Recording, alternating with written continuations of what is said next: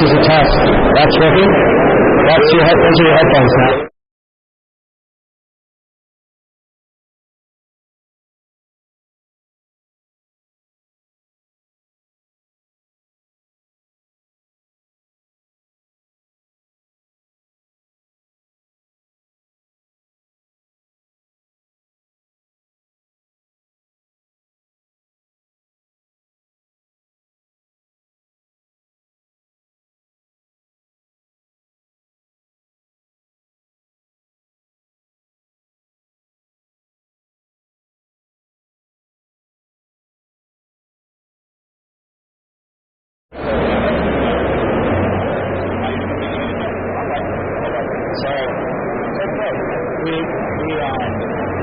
We're going to use this.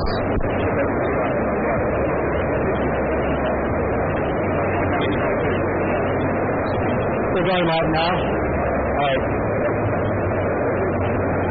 How's that microphone sound? Mario, can you hear that coming out of the PA? Yeah.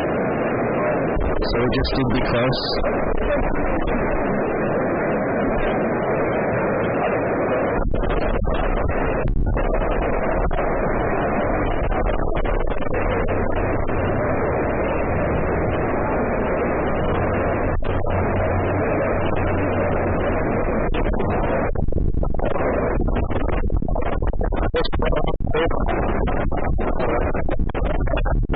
That sounds pretty good. Yeah, I'll give it to you. I'll go back and forth because we're wired up.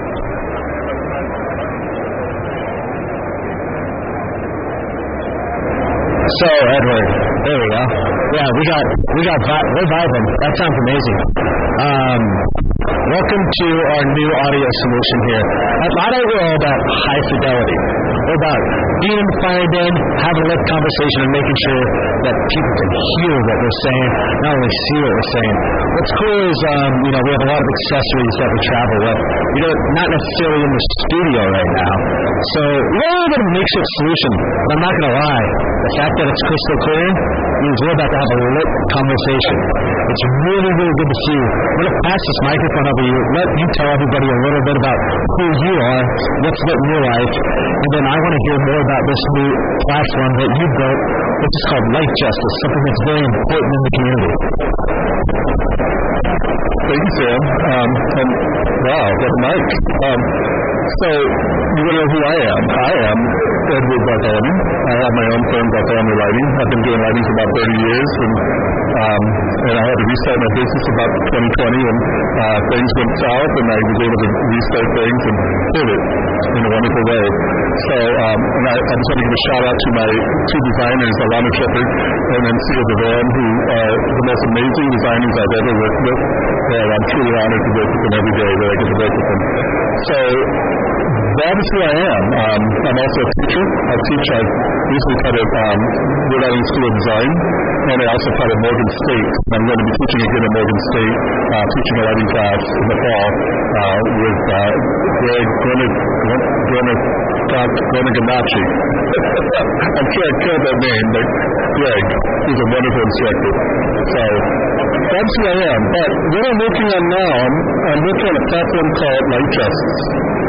And Light Justice is a really, it came out of kind of the social justice movement that happened after the death of George Floyd by the police, and what occurred, and the outrage that occurred, the Black Lives Matter movement.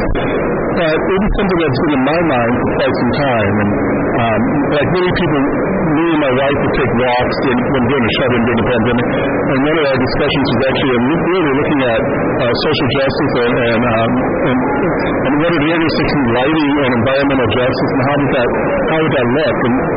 And so it had been in my mind, and then I met up with my good friend Mark Locker. Mark Locker and I, as well as Leah Osborne, actually formed Light Justice.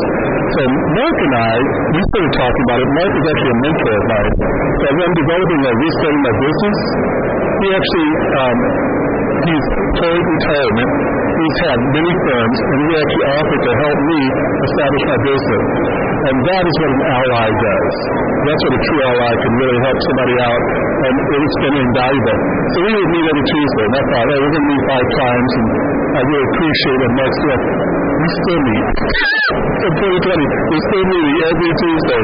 And it is. We stop talking about, business, and we start talking about other things that we're passionate about, and that's how Light Justice formed. And we just put it out, why don't we do a talk about this, and do it right there. So we put together the thing, and we sent it to the Light Fair Committee, and we got accepted. And then Light Fair moved from spring to the fall. So we said, well, why don't we put it out to other folks? So we actually gave that talk at 2 local organizations. One of them was actually a keynote talk, which blew me away. And the topic of it is really looking at how lighting can be more equitable in our society. So a lot of times we do lighting, we do it for very wealthy clients. So I didn't realize that. So really, if you think about a lot of the projects that we're working on, they're well funded. And so, but if you look at what lighting can do, especially when you go from neighborhood to neighborhood, just looking at outdoor lighting, you see there's a discrepancy. You see that some lighting is really well planned and beautifully done, and some lighting is haphazard and not planned at all, and it's intermittent, and in some cases it can be incredibly hostile.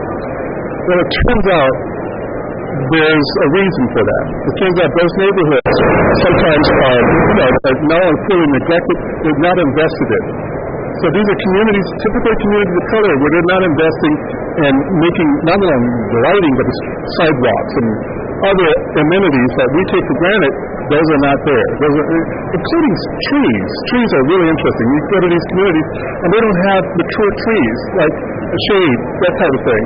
And so there's some real discrepancies, real inequality happening in these neighborhoods.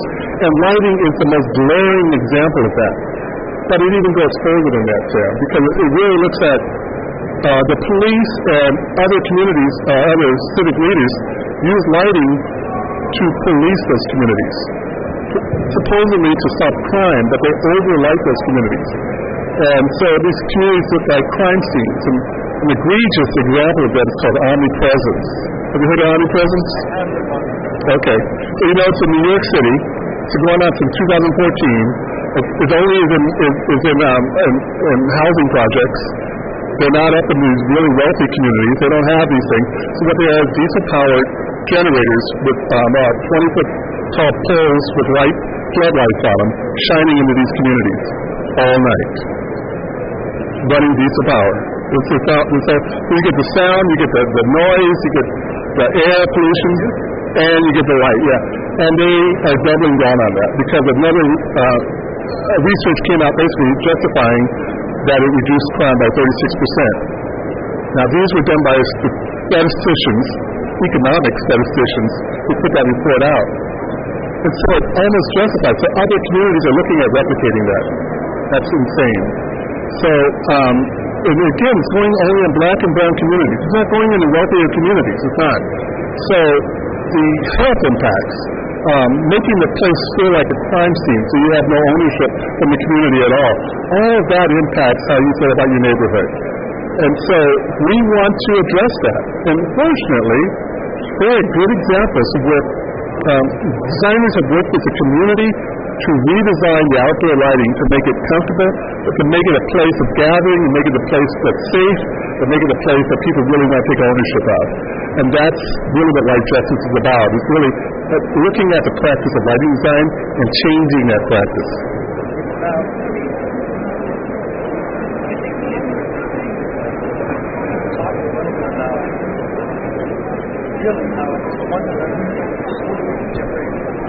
Right. Okay.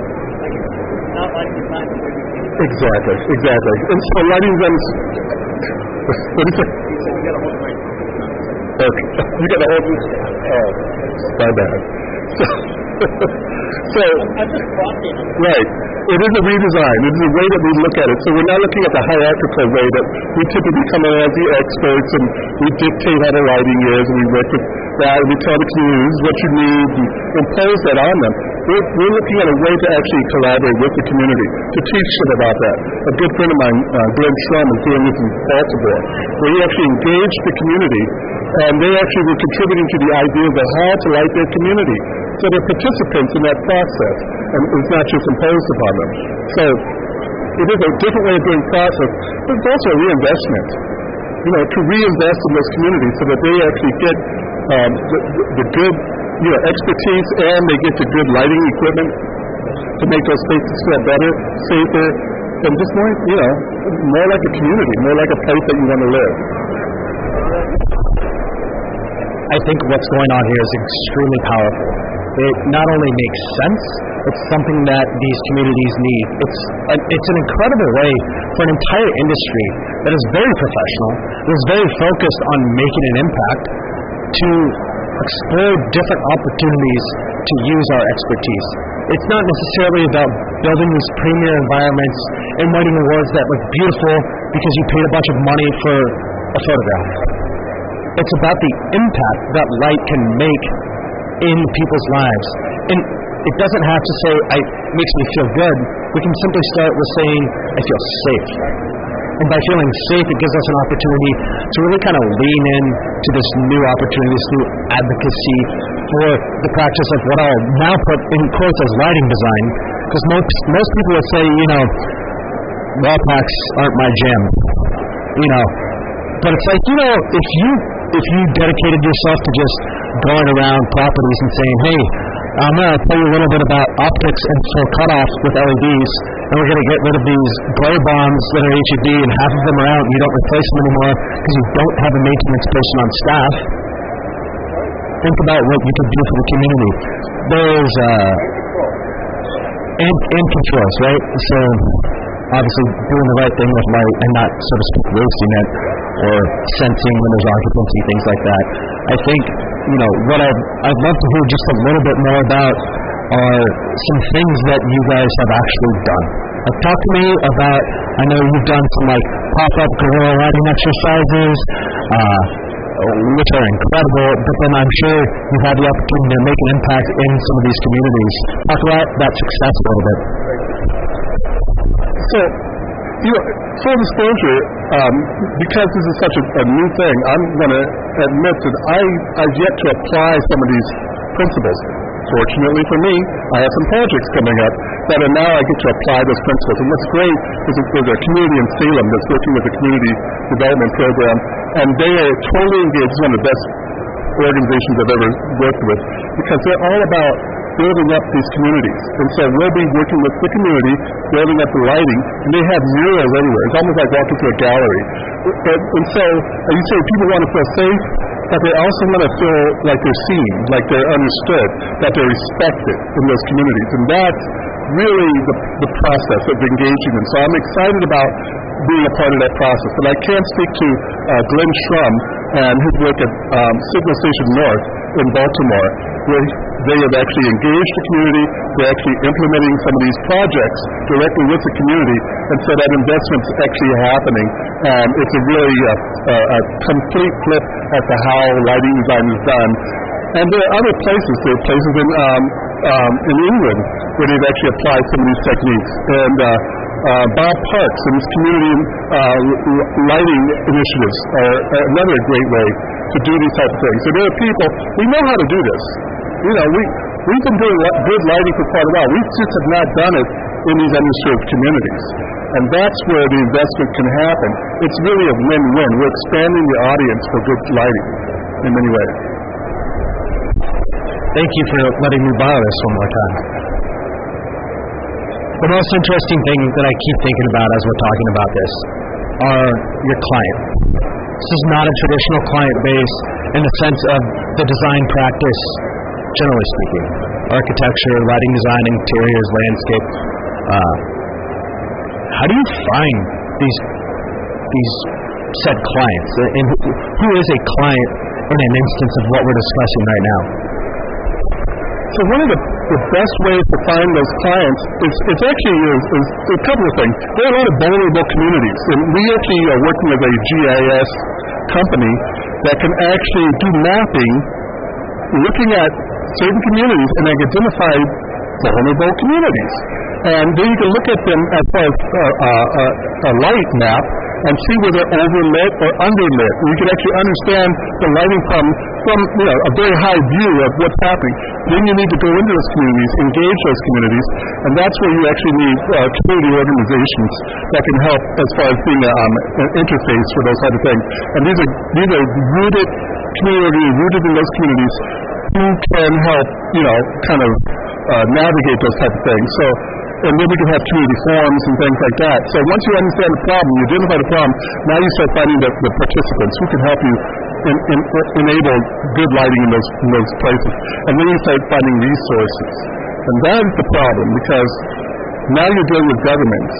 Now you're dealing with utilities. You're dealing with other folks that have not had a good track record in working with those communities. And we're trying to shift that conversation.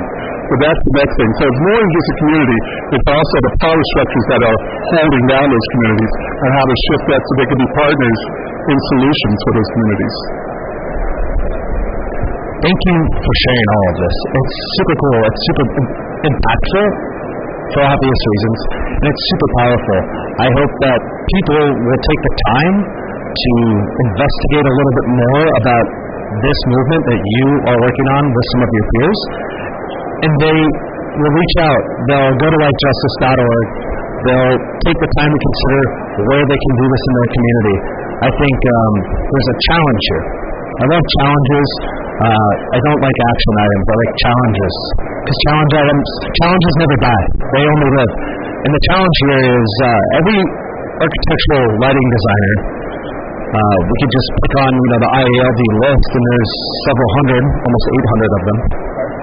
If each one of them did this once a year.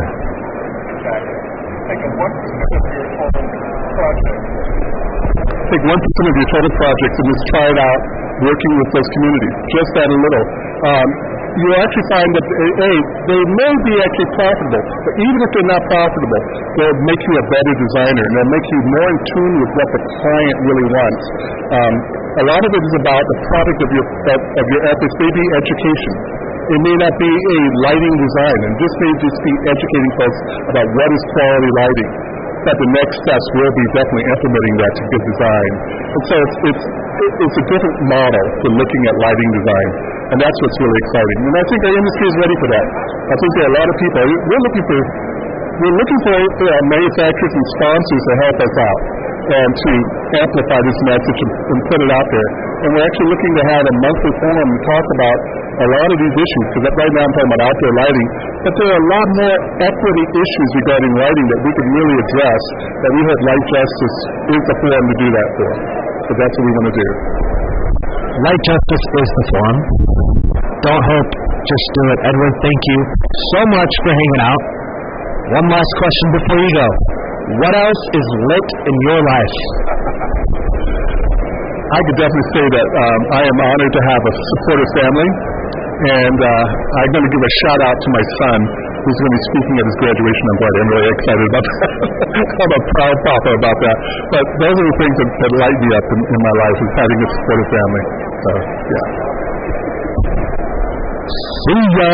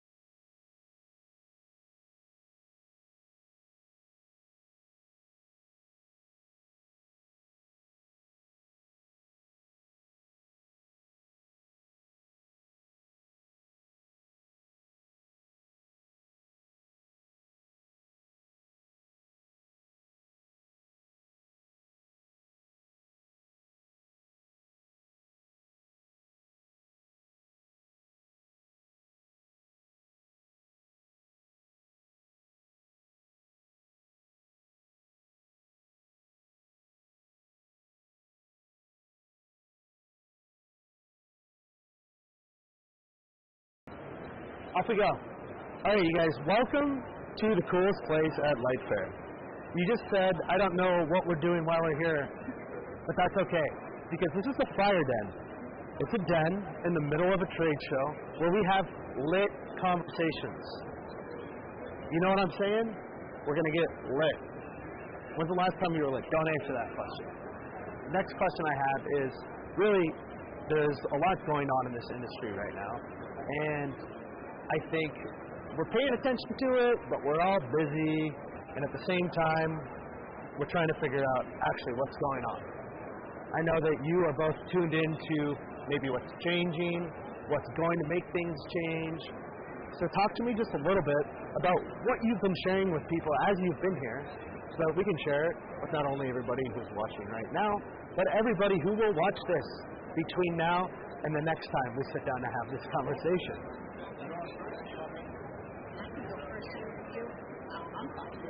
Go for it.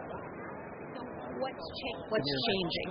So I think change is a constant, or has been a constant in this industry for at least the last 15 years, as we look at, when LEDs became or started to emerge as the dominant technology. And I think that as the industry has evolved more from more defined roles with that, so manufacturing roles, design roles, component roles, and things like that, that these segments are almost blending together to change the way in which product development is approached, in the way project developments are happening and projects are designed, and then, who is doing these things? There are a number of incumbents that weren't even in the lighting industry, 15, 20 years ago, maybe even 5 years ago, that are now playing a more active role in different ways. And these are, not necessarily true lighting companies, but like outside of the industry, electronics companies, technology companies, and things like that. So there's a increasing complexity and increasing overlap as far as roles played in development and design.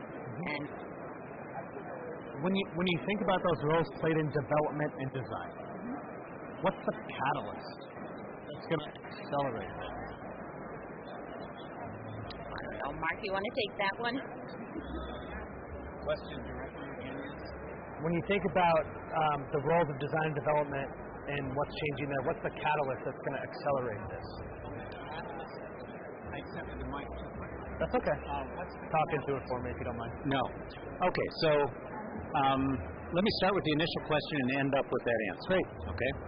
So as far as change goes, I think we're at a pivotal time in a sense that we're in two time zones, and one is the maturing LED market. That's causing a ripple effect for a lot of the skill sets in our industry, because as it matures, there's less research necessary. The profits demonetize, and so there's less profit for research. The progress begins to slow dramatically, and the researchers are being repurposed right now to other trade industries. So on one end, it's slower. On the other end, we're converging with 8 technologies that are currently in exponential growth mode, and in doing that, we have a lot of unexpected convergent consequences, and it's accelerating at the pace of the electronics industry, not what we used to be in the electrical industry, and it requires an ongoing education to even maintain the pace, let alone be a leader. So in one sense, our whole industry is kind of stagnant. That's the LED maturing market, commodity. And the other sense, with the integration of lighting into the electrical infrastructure and the building and all the other trades, that is ramping up faster than we've ever experienced, including the LED revolution. Now, as far as the catalyst for change, I think that itself is probably a catalyst. And we have new disruptors entering into the market. We've got 3D printing, which it'll just disrupt $10 trillion manufacturing industry, distributors, container loads on Chinese ships. All of that goes away if we've got a big Hickcox with big 3D printers that can do it and a lot of small ones at home. And they're 3D printing sources, not just shapes. So that quantum computing, it's going to be a real game changer for us. And if you ever think your passwords are safe, right now they don't know how to do that with the quantum computer because it's just too damn fast. And AR, VR, we're seeing some great applications of that right now too. So those are all prompting change. There's a lot of things that we don't understand with AR and VR yet, as far as brightness relationships and things like that. It's very different in VR than it is in normal. But there's design students at Carnegie Mellon using VR right now, and they're finding out some pretty amazing things. Of course, AR is being used to walk around job sites before they're even existing, and for contractors to upgrade their as-builts. So there's just a tremendous amount of change in some areas, and that's part of it. When you talk about the other trades, or the periphery, or what this industry plugs into. Yeah. When you talk about contractors walking around and using AR for as-builts, these are general construction trends, general practices, and they're not in lighting yet. I'm always a little bit curious, No, they are. They are in lighting. Is lighting going to lead one of these? No. Or is everything going to come into lighting? No, lighting is not going to lead. Right. There's no precedent for Our us industry leading. will be continually adopting this stuff.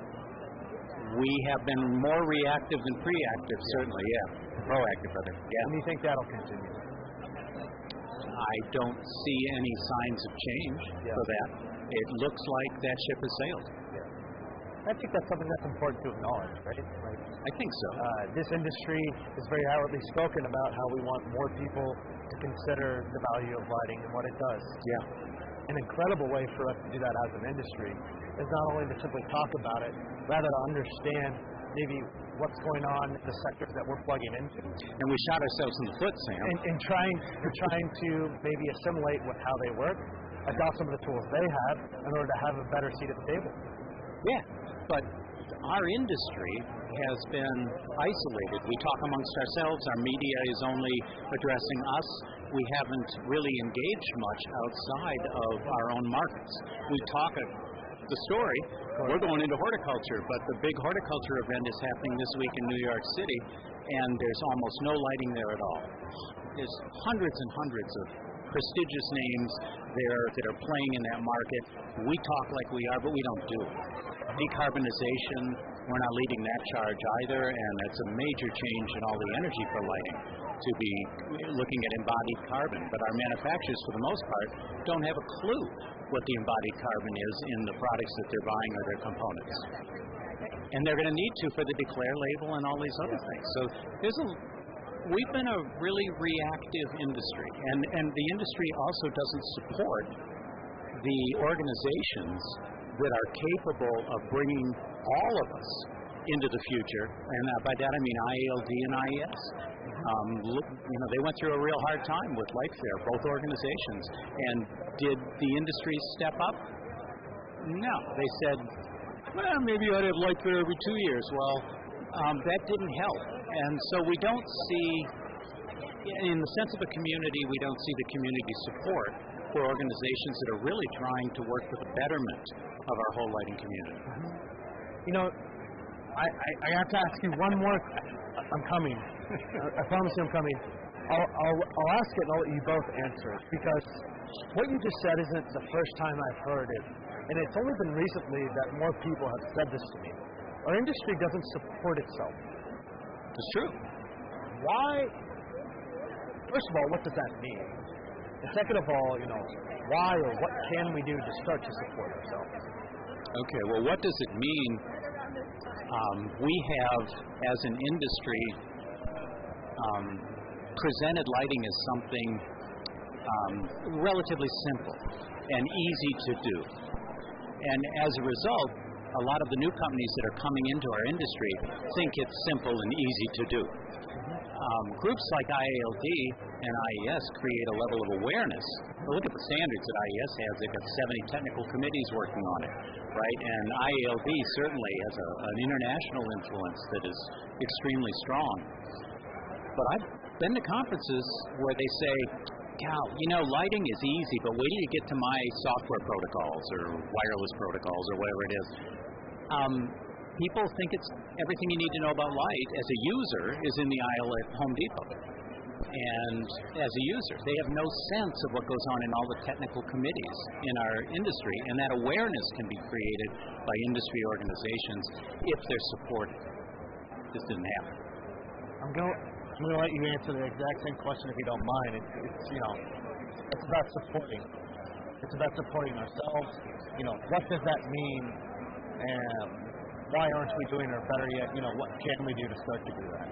Well, Mark touched upon the support or lack thereof of technical, bodies of knowledge and as agents who could advance the interest of the industry.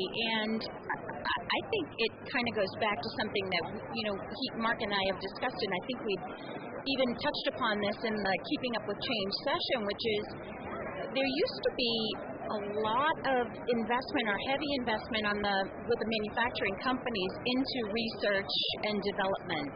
And there used to be a lot of importance and value in publishing and, technical content, technical papers, issuing patents,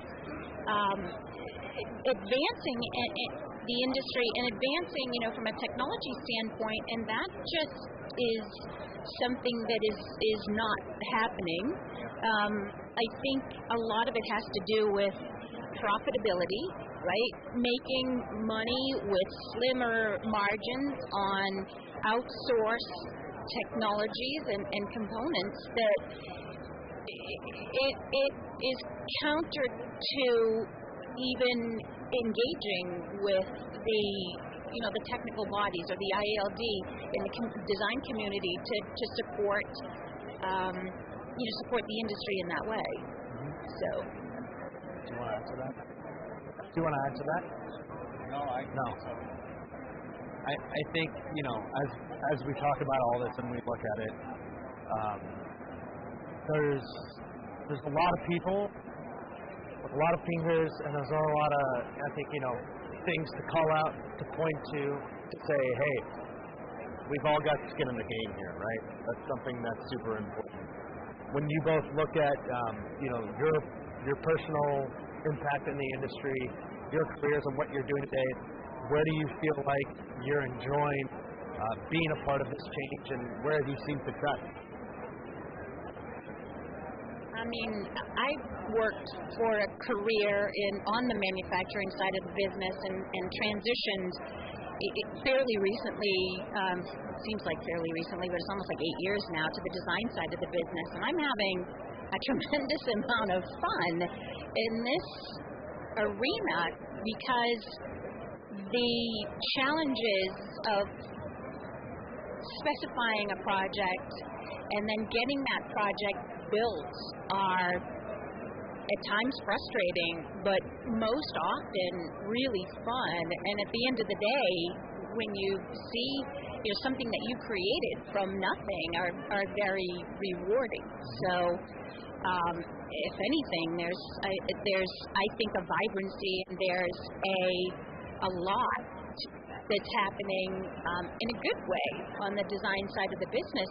And to your point about simplification, it's not that simple. When you're dealing with an infrastructure in a building and you're trying to merge light and quality with wired, wireless, different control protocols and all of that stuff, it's not that easy. So it takes, the other piece of it that's important is to keep yourself educated, right? It's fun to be at a show like this and to learn and to see what's happening, to stay active in committees like the Progress Committee that Mark and I both sit on, to just keep yourself informed and take the information and everything that you take in with you and bring it to your work. Yep. I think, yeah.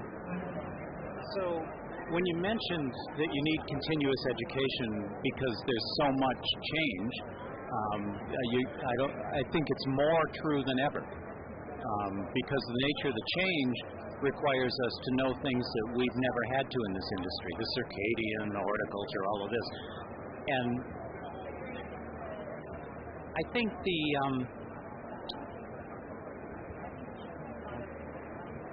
the problem with continuing education in the lighting industry is that almost all the suppliers have stopped. There was one of the major suppliers, the largest lighting company just closed their educational center entirely. And another one was just sold this week, the Hubble facility with the Lighting Solutions Center. Light Point used to exist. I don't know if there's any remnant of it left at Leadvance. No. So most people got their education on lighting from manufacturers. Cooper's still doing it at the source, offerings, but almost all the rest of them have crumbled. And that doesn't bode well for us because there's not a lot of academic offerings either, and there never has been. But as far as continuing education, it's going to be tough. But your original question was on what excites us, right? Yeah. So for me, I've asked large groups of people, do they like change? And most people don't. I've asked board of directors groups and everything, and most of them don't. Yeah. I love it. And this industry is changing faster than ever. Yeah. When Paula and I started do you want me to mention the year we started together on Progress? 1991. So we've seen a few changes. Yeah. And it got really boring because we'd see compact fluorescents 32nd of an inch smaller than anybody else's, right? All this incremental change. Yeah. And that was the business model. That's not what we're seeing now. Well, I shouldn't say that. The business model is still incremental change, but a lot of the companies that are doing that, trying to make their widget just a little bit better so they get a quicker return on investment, right? That has been a successful business model for the lighting industry for at least 2 decades. But right now, with the pace of change, a lot of those companies are out of business now, whether they know it yet or not. Actually, I have a microphone. I was just saying, I appreciate, both of you sharing all this. I know we could talk about change forever, but I know we got places to be, people to see, and things to do, and I just want to thank you both so much for joining me in this conversation. You have to answer one more question before you leave, though, and it's simple. What else is lit in your life?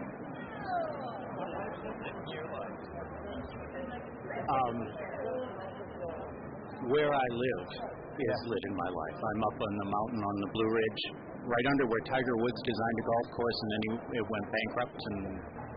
But that's at the top of the mountain. I'm 500 feet below it, and I look out at the Blue Ridge Parkway every day and see the dynamic changes in the foliage and things. I went through Phoenix to get here, and I looked at the mountains, and they look like a landfill compared to the Blue Ridge. So, yeah, every day I experience that, and I'm thankful and grateful for it. That's awesome. How about you? All right. The fact that in May of 2023, I will have 2 kids graduated, grown, and flown out of college, and be able to enjoy whatever they're off to and whatever's next for us from there. That's awesome. Well, I appreciate it. Thank you for taking the time to talk to me about this stuff. We'll share this with everybody as a recap of what we did here, and then we'll cut everything down, and we'll also splice it up, and we'll just run a little bit of marketing around all these conversations with the idea that we can take this and, put it into the community in an effective digital manner. So I appreciate it. Yeah, Thank we you. will. Yeah. Hey, thanks for the opportunity. Of course. Good to see you.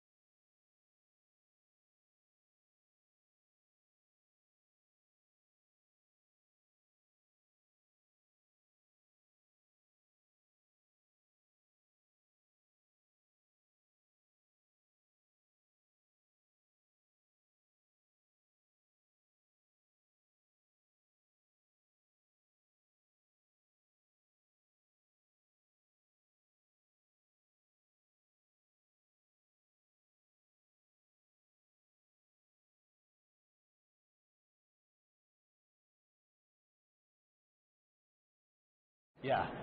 Yeah. I know all about that actually. Right? Yeah. Well, honestly, I know, right? it's crazy. Just trying to get a plan. Doesn't make any sense. So should we look at the camera? No, you can look at this is kind of there to capture things. Yeah. We've got this on you. Yeah, it's literally just a chat. Okay. It's very informal. Okay. It's almost like you're not even interviewing. And what I mean by that is we've actually been live the whole time. We've just been getting warmed up. But it's good to see you guys. We've got Kate. We've got Gabe. Welcome to the FireDen. You know, one of the most important things I feel like we do at Light Fair is now look at lights. Like talk about it. Talk about this industry. Talk about what's going on. Get lit. Have a fun conversation, 2 or 3. I don't really have that many questions for you except for the last one, which is the most important one for me. I'm not going to ask it until it's time to ask it, though. So let's get started with something that is super important to me, which is the fact that you are both dedicated to contributing to this industry in what I would actually call somewhat of a unique way. Like 2 major roles, right? There's manufacturing and there's design. And then there's all these people out there that volunteer their time, maybe work in research, maybe do something a little bit more exciting. Where are you guys coming from to sit on the show floor today? I'm kidding. Where do you work? I'm with Pacific Northwest Yeah. Laboratory. Tell us a little bit about PNNL. We are a Department of Energy National Laboratory, Yep. and we're basically the DOE's core lighting laboratory. We do lots of research to further develop the science and practice of lighting and basically make it better.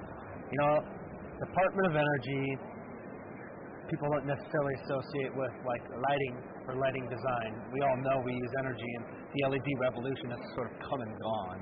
But the DOE has such an important role in this entire industry. Talk to me a little bit more about that relationship that some may say is forced to exist, but I think not only needs to exist, truly does exist, and always kind of has its eyes on what's going on in the architectural lighting industry.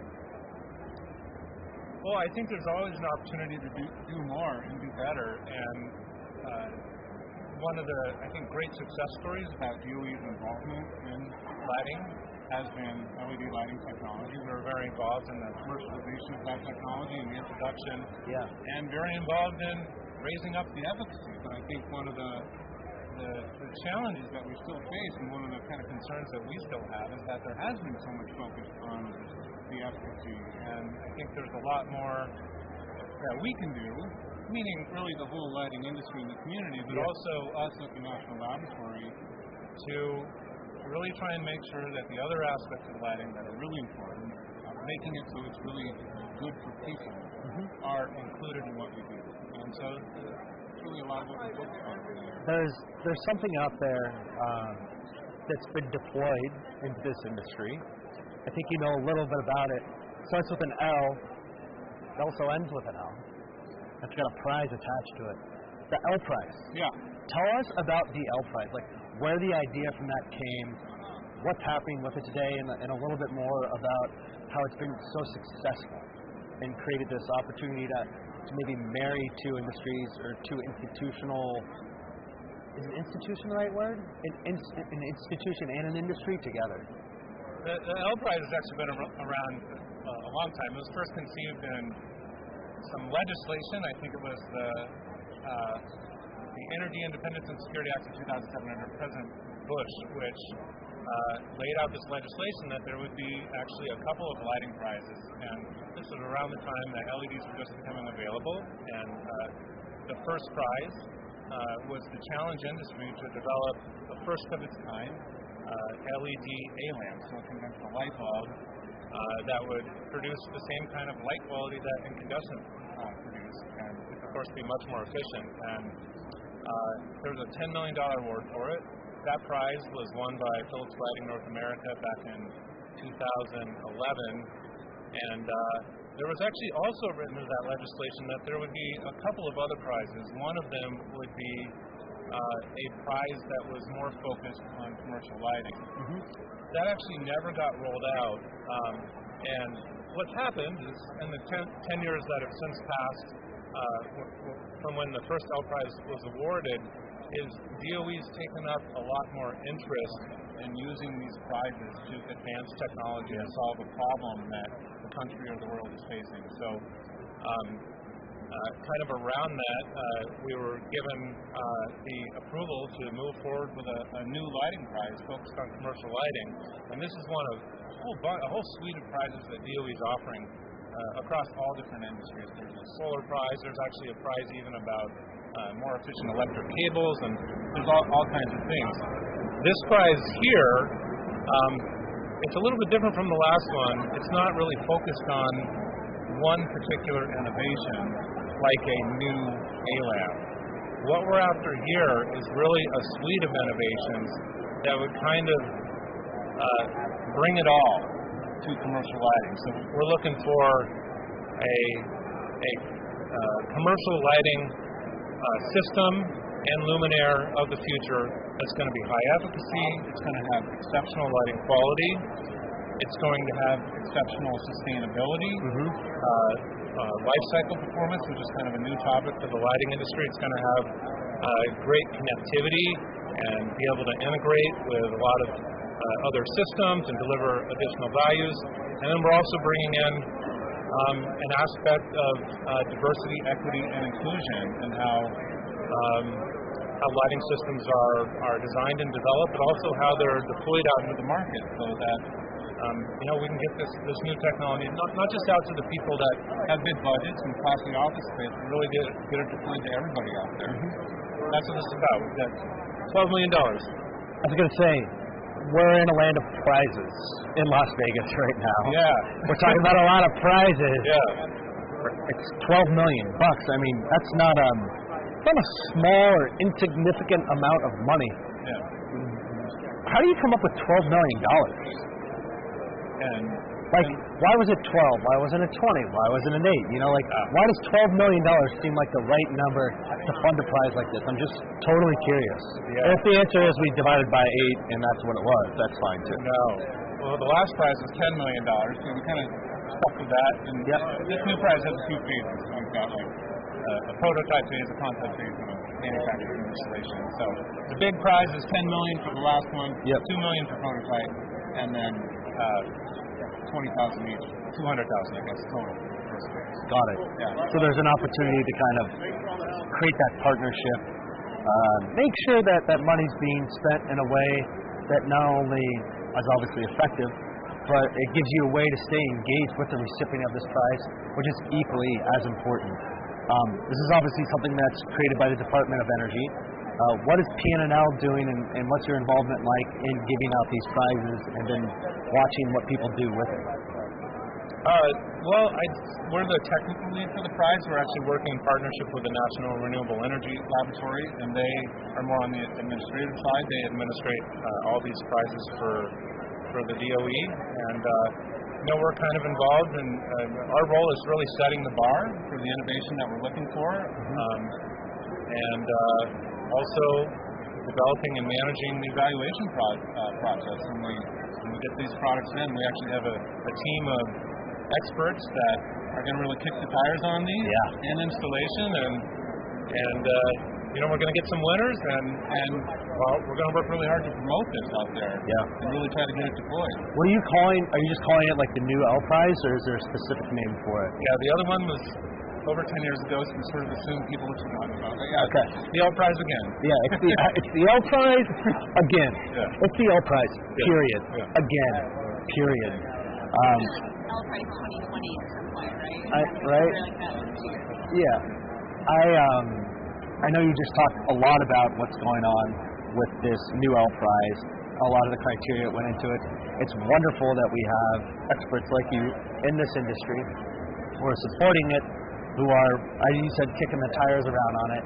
You touched on how this is going to be more than just like a single piece of criteria. There's going to be a lot that goes into it, sustainability being a key component of that.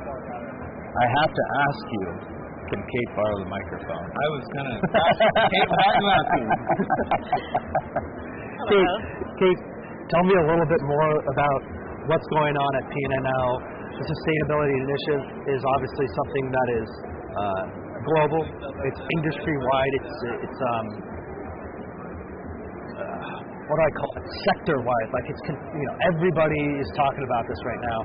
Tell me what you guys are doing and how that's playing into all these new opportunities, and you can tell us a little bit about how it specifically influences that L prize too. Okay.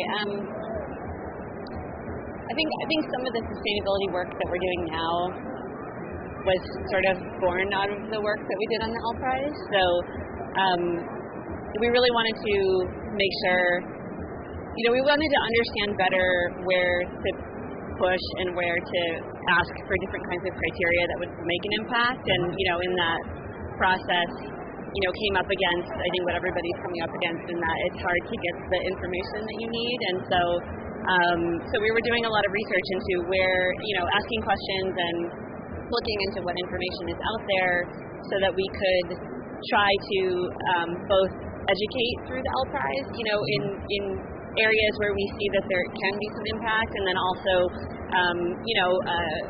there's some ways that someone participating in the L prize can meet certain criteria, but also we're saying, what are you doing, and what are your innovations in sustainability, and what are you seeing that are like your low-hanging fruit for your type of luminaire that you're making. So we're asking questions of the industry, but also trying to show what we've learned through the L prize.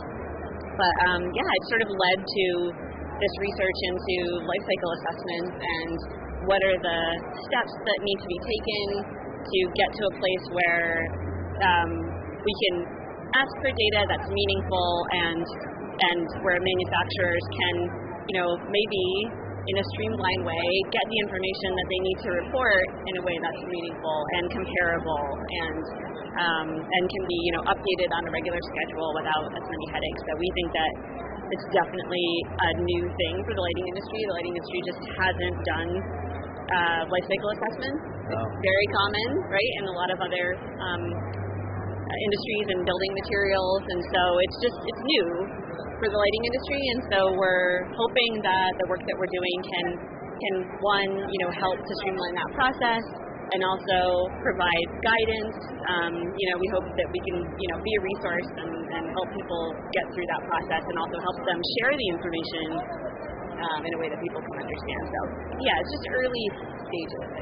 When you think about life cycle assessment and everything that's going on in that vein of sustainability, there are some programs, organizations, labels, and such that are. Some of them have been out there for actually a really long time. Some of them are newly formed. What do you see as kind of an early guide for this industry to start to pay attention to maybe grasp onto, that can start to maybe serve as not necessarily like our guide, but a beacon of a conversation starter as it relates to discussing what needs to be developed and also what has been developed already? Well, I think there's definitely frameworks in place that you can use to get information, and we just did a talk this morning where we had listed out some, and if someone can go download the handout if you want to do that. But there's definitely frameworks out there, and there's a lot of effort that's been put in, obviously, and the life cycle assessment process is there and it's standardized, and there is a sort of a recipe in place, right, for use in the U.S. So people can go ahead and do that. And I think what we're doing and what other organizations are doing are finding ways to just optimize that. And so we're kind of looking at it from a lens of how do we optimize this for the lighting industry? Where can we offer tips and suggestions and maybe even specific strategies that help you get through that process as a lighting manufacturer. But there's also like the ACLCA the American Center for Life Cycle Assessment is doing a sort of across the board look at how to get more open source data into that process and streamline that kind of recipe. So they're looking at it from just their overall comparability point of view. So I think if there's a pathway that works and answers the questions that you have, there's lots of different ways to jump in. There's like labels and declarations, and you can do it. And there's lots of different organizations right now working on making that easier. So I think it's a good time right now to start figuring out what do you think, what are people asking for, or what's critical for your company, and then once you identify that, is it material health? Then there's labels for that. Is it embodied carbon? Then there's labels for that, and there's processes that you can go through to start getting information, and then the best thing is the life cycle assessment. Of course, that takes a lot of effort. So. It takes a lot of effort, and effort, time, information, access to it. These are all things that are. I don't even know what to say. Like what we all wish we had more of, but we have less of. Yeah. What do you think? What do you think we can do as a lighting industry to better support this? Is it ask for it more? Do we need to develop something?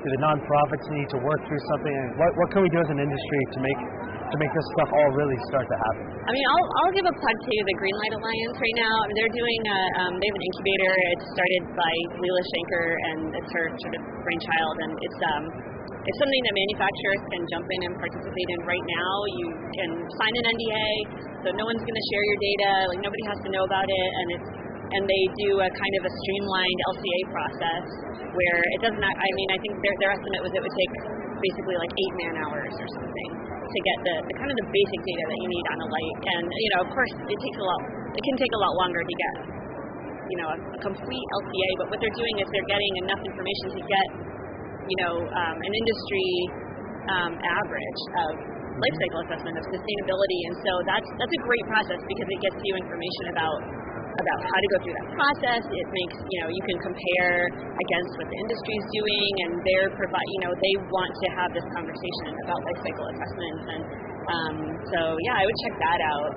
They're calling it the LCA incubator, and I think that's a cool thing to follow. No, that's awesome. Yeah, jump in there. Do you have anything else to add? Yeah, maybe. Go for it. Yeah, I think we need to work together and get organized. Yeah. When you have such this kind of looks like a little bit like chaos, and it's really complicated at this point. I mean, my head's spinning right now. Yeah, exactly. and when you have that kind of situation, people react a lot of times by doing nothing until the dust settles. So I think it's important at this early stage of this that we really work together and try to develop some organized pathways to move forward on this. And I think the project that Kate talked about is part of that. Mm-hmm. The Green Light Alliance, work that Kate's leading at PNNL, where we're trying to develop. One of the things we're working on is like a standardized template, which we could provide to industry that would list out what data do they need to collect in order to do a life cycle analysis or assessment. And right now, you talk to any individual manufacturer, and they really have no idea. And if they talk to different people, they may get different answers from everybody. But if we can get an industry-wide approach, I think that's going to make this easier for people to move forward with it. I agree. I mean, like a united approach always helps, right? A place to go, a place to learn. Like what you mentioned, is obviously super important. I told you I had a couple questions, and then I have one last question. This is my favorite question. You can both hold the microphone and fight for it. It's the only real required question of every attendee in the FireDen. You got to tell me, what else is lit in your life?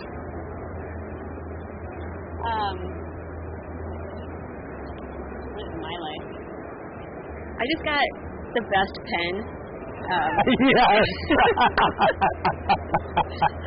I love it. I'll really out myself, and maybe she won't ever see this, but I have a friend from my undergrad who does beautiful illustrations, and she has all these videos of her doing these illustrations, and I've been just drooling over this pen that she has, and I couldn't ask her what pen it was because I didn't want to sort of like steal her process, but I soaked in all the details of what this pen looked like, and then I searched online to try to find a pen that was similar, and I don't know if I got the same pen, but I got an amazing pen. It's a brush tip pen, and I've just been drawing a lot with it, and it's, I think it really changed my free time. So I got COVID, and I had all this time to kind of just, it made me feel much more creative. having the time to sleep and It's freaking the awesome. pen. So yeah, it's a beautiful pen. Can you refill the cartridges? Yes, you can, and you can also get so it comes with the refillable cartridges, Yeah. but then they actually have one that you can keep refilling forever. So if Yeah. you're into sustainability, then you can just get like an inkwell and you refill it. You're like I'm like has a teeing you up, and modification. you're answering like the next 4 questions Yeah. already. Yeah. Yeah. I got one awesome pen. I can refill the ink. Yeah. I can actually just refill the cartridge. Yeah, you can refill it. So who makes the pen? I don't remember. I have it in my bag though. I'll grab it Okay. while Gabe's got it. We'll check that pen out. Yeah. What about you, Gabe? What else is lit in your life? I'm going to give Top an answer. that. I'm going to give one you probably heard from lots of people, but I'm going to say my kids. Yeah. They're age 8 and 11 right now, and there's just so much. The world is tough right now, Yeah. and it's pretty negative. And they're a light. They're always lit, and they don't have that same. They're looking for L prizes every day. Yeah. They don't have the dark view. No. Yeah. So Kids are a good way to I'm very stay lit. glad that I have them. Yeah. Was you? Oh, no pen. All right, guys. Well, I've enjoyed catching up with you. Yeah. It's always nice to learn a little bit more. Thank you for sharing with everyone that gets an opportunity to not only watch this with us right now, but come back and check this out as people get recaps of Light Fair. And then, of course, continue to learn thanks to that handy-dandy tool we know as Google.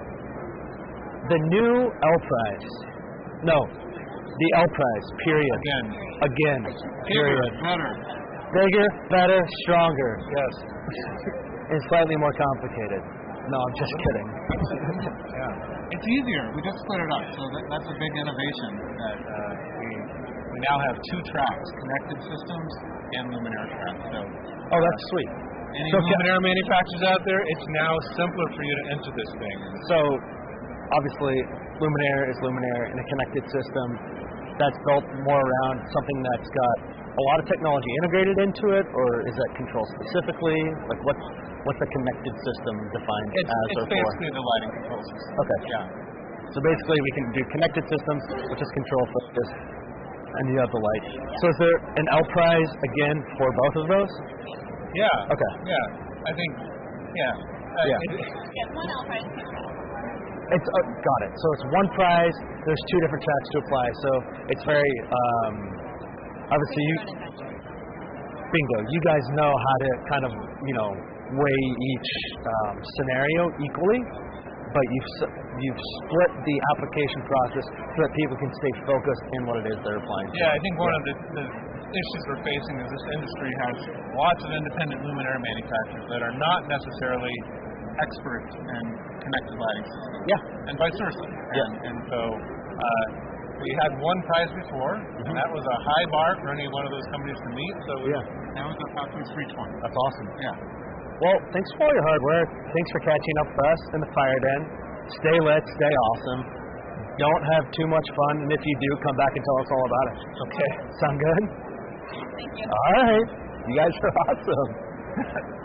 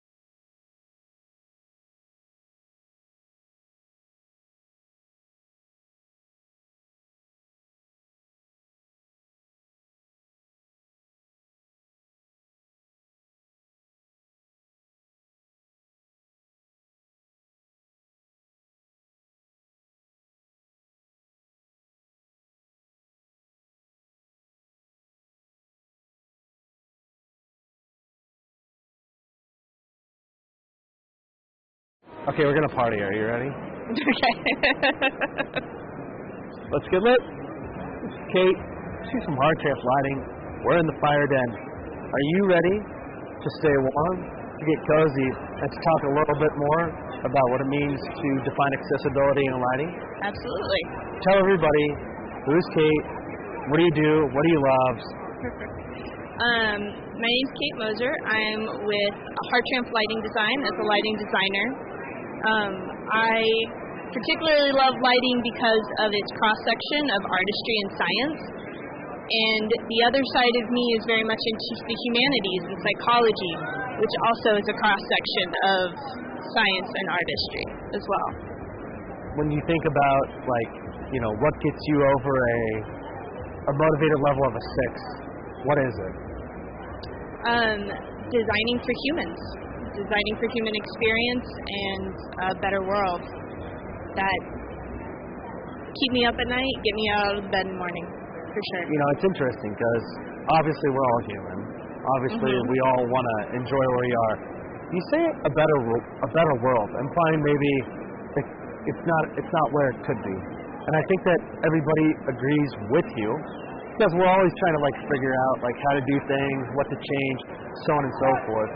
But when you think about that better world, what's the lens that Kate looks through that says, like, this is what I'm focused on making, so to speak, better? It's an interesting question because I think better world is very inherently vague and very much up to the view of the person designing it. For me personally, it comes down to a lot of foundation of empathy and designing for equity, which I know right now is a hot topic, is equity and inclusion, but that idea of everybody being able to participate equally in the world. Not to get into specifics about it, because I think it inherently is a little bit of a watercolor picture and should be ever evolving. Ever evolving is interesting because I think that's kind of like the essence of design, right? Yes. Design's ever evolving. We're always looking at things. We're trying to figure out what to do different, how to improve things. I know accessibility is something that you're very much excited about. You're investigating. You're looking at. Talk to me a little bit more about what that looks like right now for you. Like, define accessibility in design, what it means to think about that, and how to operate programming through that. The design process itself is a lot of investigating the experiences of individuals who are neurodivergent or experience a disability, which is about 25% of our world population, with another 17% undiagnosed on top of that. And most of us at some point in our life will actually experience a level of disability, even if it's temporary from an injury.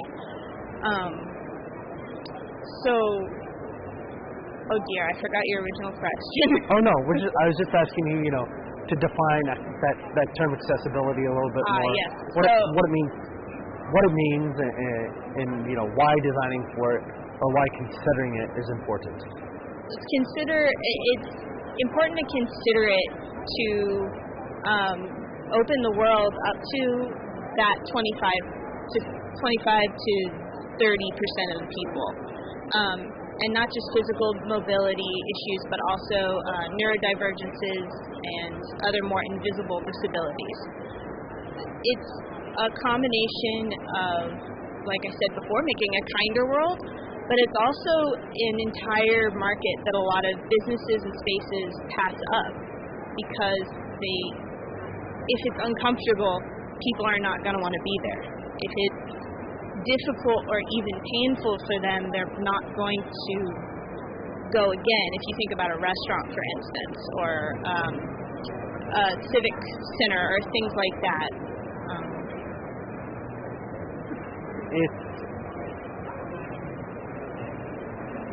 What did you say earlier? It can sometimes be invisible, the disability. Yeah.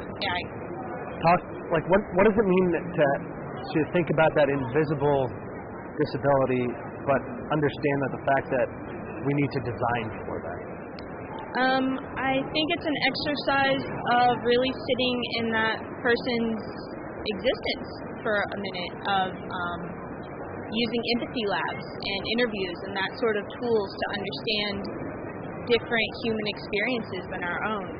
And then taking those insights, that knowledge, and in some cases those very direct requests, and applying them to designs. And that could be designs where clients have specifically asked for accessibility and are forward thinking.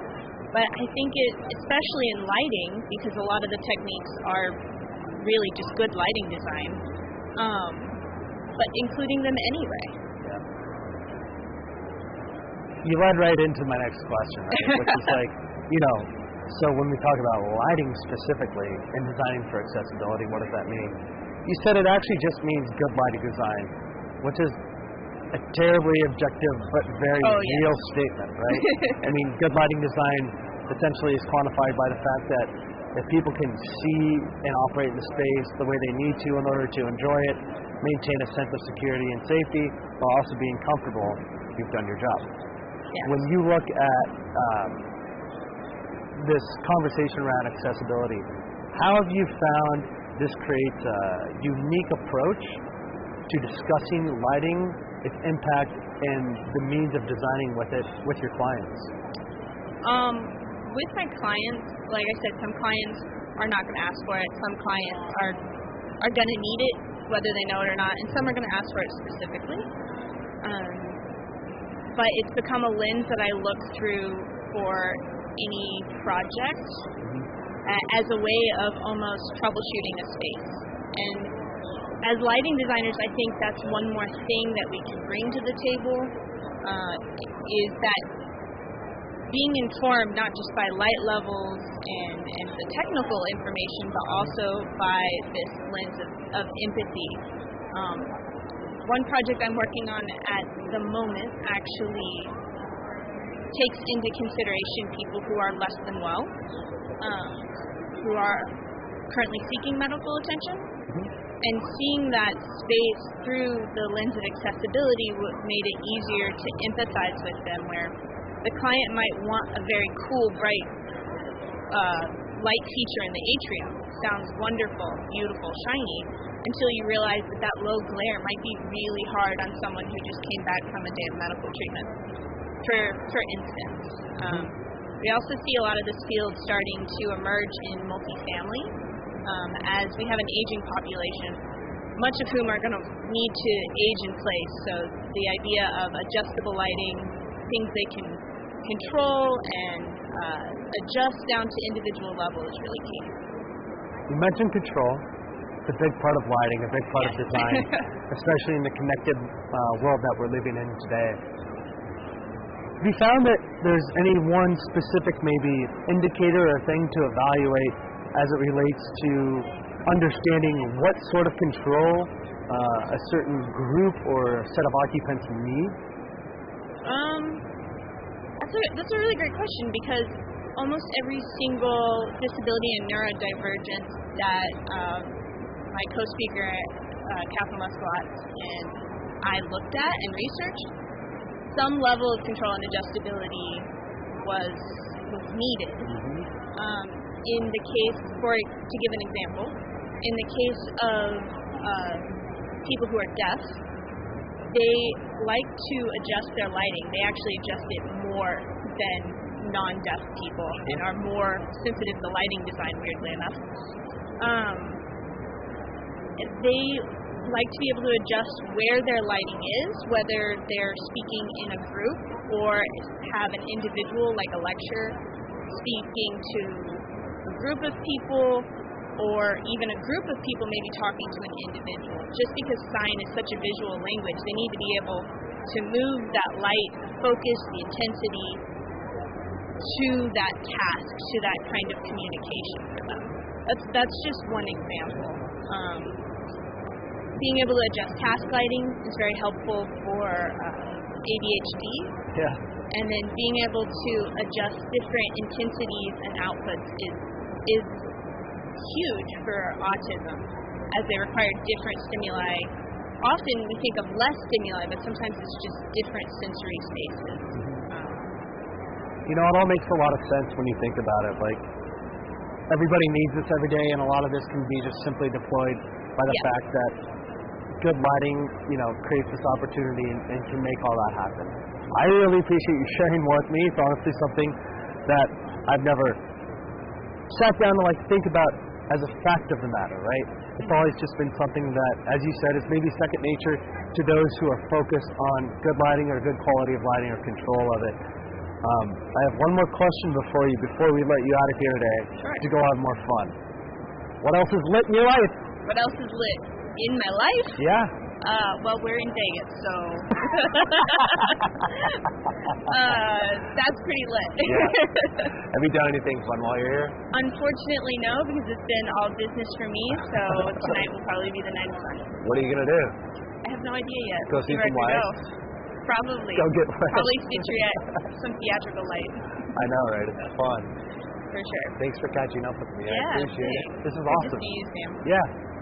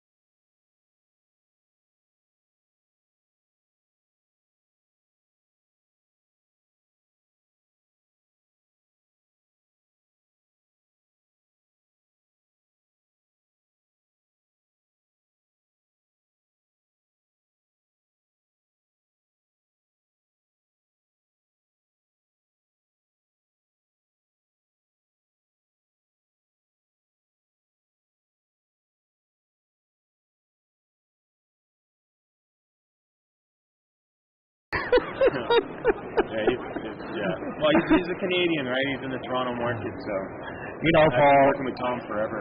we're at Light Fair. We're in the FireDen. It's not very warm. It's not very cold. It's just loungy. It's perfect. We get lit here. We have lit conversations. Everything's very real about it. I don't know if I'm allowed to ask you about why Canada's the best country in the world, but that's where I'm going to start with this conversation. Like, you're from Canada. Can we get like a strong, how's it going, eh? How's it going, eh? Oh, so good. Why is Canada the best country? I mean, okay, I will say before I say, to be polite, Yeah? right, I'll first talk about how much I love America before I talk about how much I love Canada. Okay, Just to be polite. That's good. Does that make sense? Yeah, because we created hockey. Yeah, whoa.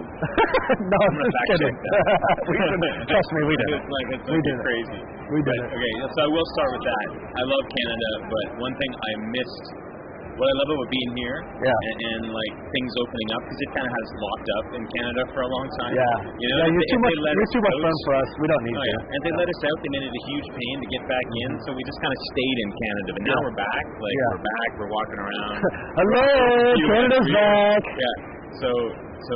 But I love it. I miss America. I missed it. I miss the U.S. I love the people. I love everything. You miss America? No, that's a beauty pageant, Paul. Yeah, that's funny. Yeah. So I'll say that, how much we missed it. But yeah, why is Canada? I don't know. Man, I wouldn't live anywhere else. I'd love to visit everywhere else in the world, and maybe I will live elsewhere for long durations in my future. I have visions of living places for months in the future, but I just love Canada. It's just such a great country, great people. I don't know how to say it. It feels clean and fresh. I don't know, something warm and cold at the same time. Yeah. Okay. It's like those brutal winters cleanse everything, maybe. Yeah. Once Okay. At least you're admitting the brutal and they cleanse you. Yeah. Nothing like being bone choked for 4 months. Winter. I love it. I'm but summer. I mean, the longest day of the year was 2 days ago. We can talk about this because we're lighting people. Yeah. The longest day was two days ago. How is the sun up in Toronto? Like midnight? 11:30? Well, depending on where you are, where I am, it's 9 to 10 o'clock, I'd say. It was staying light up until 10. That's pretty incredible. Yeah, I mean, you obviously, depending on how far north you go in Canada, it never goes down. Yeah. Right, it's up all year. Yep. So this time of year, so that's pretty cool. That's pretty awesome. I love how you know what though? It's a double-edged sword because the weather's great, right? So what that means that it's peak construction season, which means it's peak mock-up season, right? So as a lighting designer, it's horrible because all your mock-ups are in these months. Like August is a vacation time for us Canadians. Most people, we go to the cottage, we don't work in August. Yeah. So that means the month that is literally the longest days is when all our mock-ups are. It's peak mock-up season, which means our mock-ups are at 10. That's 10:30. I mean, you show up at 10. Yeah, you show up at 10, right? And you're doing your mock-ups till 11, and that's the biggest. I would say that's the drawback. The biggest downfall of being a lighting designer in Canada is mock-up season is also the longest. Is also it's all backwards. Yeah. June, July. So that's my wife always said, why do you do so many mock-ups now? And then she leaves mock-ups tonight. I'm like, yeah. She's like, okay, so I'll see you at home at midnight, maybe 12:30. I'm like, yeah. Did you know what a mock-up's like? My biggest pet peeve, I think, with mock-ups, second biggest pet peeves other than the long days, is that when you show up to a mock-up, it's never ready. Like I showed up to a mock-up a few weeks ago, and I showed up, and that's when the contractor showed up. And I felt like being the diva and be like, wait a second, I show up, it should be on, ready. It's not like we all show up at the same time and you start, tinkering and setting up. Yeah. So then the mock-up doesn't start till midnight. I mean, and then you're home at 1. The idea is to prove the design concept, right? Yeah. And step one of proving a design concept is designing it to make sure that however you're designing it, somebody will actually be able to build it. Yeah, exactly. And mock it up. I don't know. I always say to my team, I don't know if I can swear. I don't know. Can you? I'm gonna. Oh, okay. Is that I always say to my team, lighting, it'll take every chance it gets to fuck you over. Don't take your eyes off it. You know what I mean? It'll do something. Even all the years I've been playing with light, it'll take this little thing. It'll just fuck you over, and it'll do something you don't expect. And you know what? A lot of the time, it's cool stuff. Like I would say, a lot of those little things you don't expect are also wicked cool. Yeah. And it's that kind of like, yeah, I planned for that. Yeah, you know, like that little shadow it creates that runs across. Like, yeah, that was all in my plan. In my head, I'm like, that's cool. That was totally a lot. But on the other side of the coin, it also does that in really bad ways. A lot. I mean, you know, lighting. It's this mythical creature, right? Sometimes it's a unicorn. Yeah. Sometimes it's a dinosaur. Yeah. It's never anything normal, that's for sure. Yeah. Right? Exactly. I mean, you're a lighting designer. You really love lighting. You're super passionate about it. Talk to me a little bit about what it means to be back in an environment like this for you. Yeah. I mean, you literally get to come down to the United States, see a lot of peers, a lot of people that you know, but you haven't seen in a long time. Yeah. What's it been like for you to be here? It's crazy. Like it's great because I almost before the pandemic, I kind of got into this mode where I didn't go to trade shows anymore. I was like, it was just so busy, and I'm like, I can't afford to. I'm running a business, you know, and I have a lot of things on the go. I'm like, I can't go to a trade show and walk around. You know, now I have a family too. I have a new little guy. Like, you know, we're both in the same boat. Yeah. You know, my little guy's 14 months, so it takes a lot away to go to a show like this. But I came and I'm like, this is a couple of big takeaways are, of course, I'm looking at product, fine, but I'm also seeing like the significance of the industry. Right, I'm seeing the passion of the industry. It's like it recharges your battery as you walk around a little bit. You see people, we have a conversation. It's passionate. You know, we saw Tom goes by, waves. You know, makes a funny joke like Tom always does. Like, so it's kind of like it's a recharge.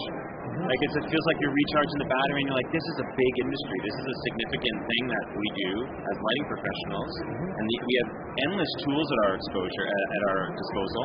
So it reminds you that of our responsibility to educate ourselves about light, to really study it and understand the products and what they're doing, what direction they're going, what technologies are out there. So yeah, it just reminded me that as I'm walking around the show. Have you got a chance to participate in any of the on-floor education or any of the classes that are going on here? Yeah, definitely. You know, I kind of like that because it feels almost like it's casual. You know, it's happening, and you kind of sit. I'm sitting at the designer. What's it called? The designery. Designery. Yeah, I love that name. I could just kind of put my coffee on the edge and lean on the edge and watch. You know, I love it because they're having a little conversation. I don't have to go in and sit necessarily. I don't know if that's the wrong way to experience it, but I kind of like that. It's non-committal. I mean, I think the point is you should experience it how you want to experience it. That's exactly it. And if I'm listening, that's a cool topic, and it starts drifting in a direction I'm not interested, I'll go check out more booths. So I wish all the courses were on the. Like to me, I've signed up for tons of courses. I shouldn't say this on camera maybe because I'm going to get LC credits, but I've skipped them all. And that's not because I don't care about the content. Yeah. It's just, it is way up there on like the second floor, and every time I have one right now.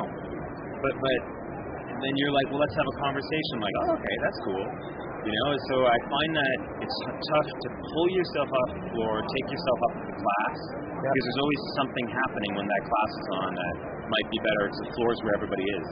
Does that make sense? So I kind of like that they're on the floor. You know, they're close. Yeah. So when you think about like the future of opportunities like this, where do you think we're going as you know these large events where people get together, they showcase things, they learn, they network? Yeah. I mean, specifically, you know, trade shows. Like, there's such a cool but like almost mystic nature about them, given the fact that we haven't had them and now we're back to them. Yeah. Like, I feel like we can pull the good bits out of it. What's the good bit for you? What's the good bit? I guess, you know, the good bit obviously is the community thing. Like you can have an experience with a trade, the educational component, as an example. Maybe that, just as I said with classes, maybe that format is best in a virtual environment where you can log in and access those courses maybe on the plane home, right? I think some of them work in a digital way, like the education. So why I'm getting around to this, like really the most important thing about the show is what I said. It's these casual conversations we have, this conversation. Yeah. The thing, you know, where someone's like, hey, Paul, and I'm like, hey, I haven't see you in forever, right? You stop and you talk. We talked to, I was in the ILD booth here, just talking to different lighting designers and having conversation. Like, that is my favorite thing, you know? And because the product stuff you can kind of replace, because all of our agents are going to come in and show us this stuff weeks after Light Fair, probably, right? Yep.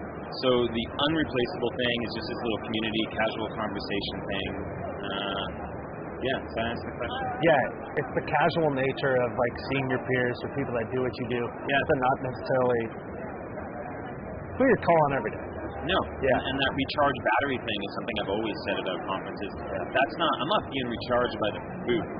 I'm being recharged by the people laughing, the people explaining the product. When you really get a good booth demo, like I went to a manufacturer, Lien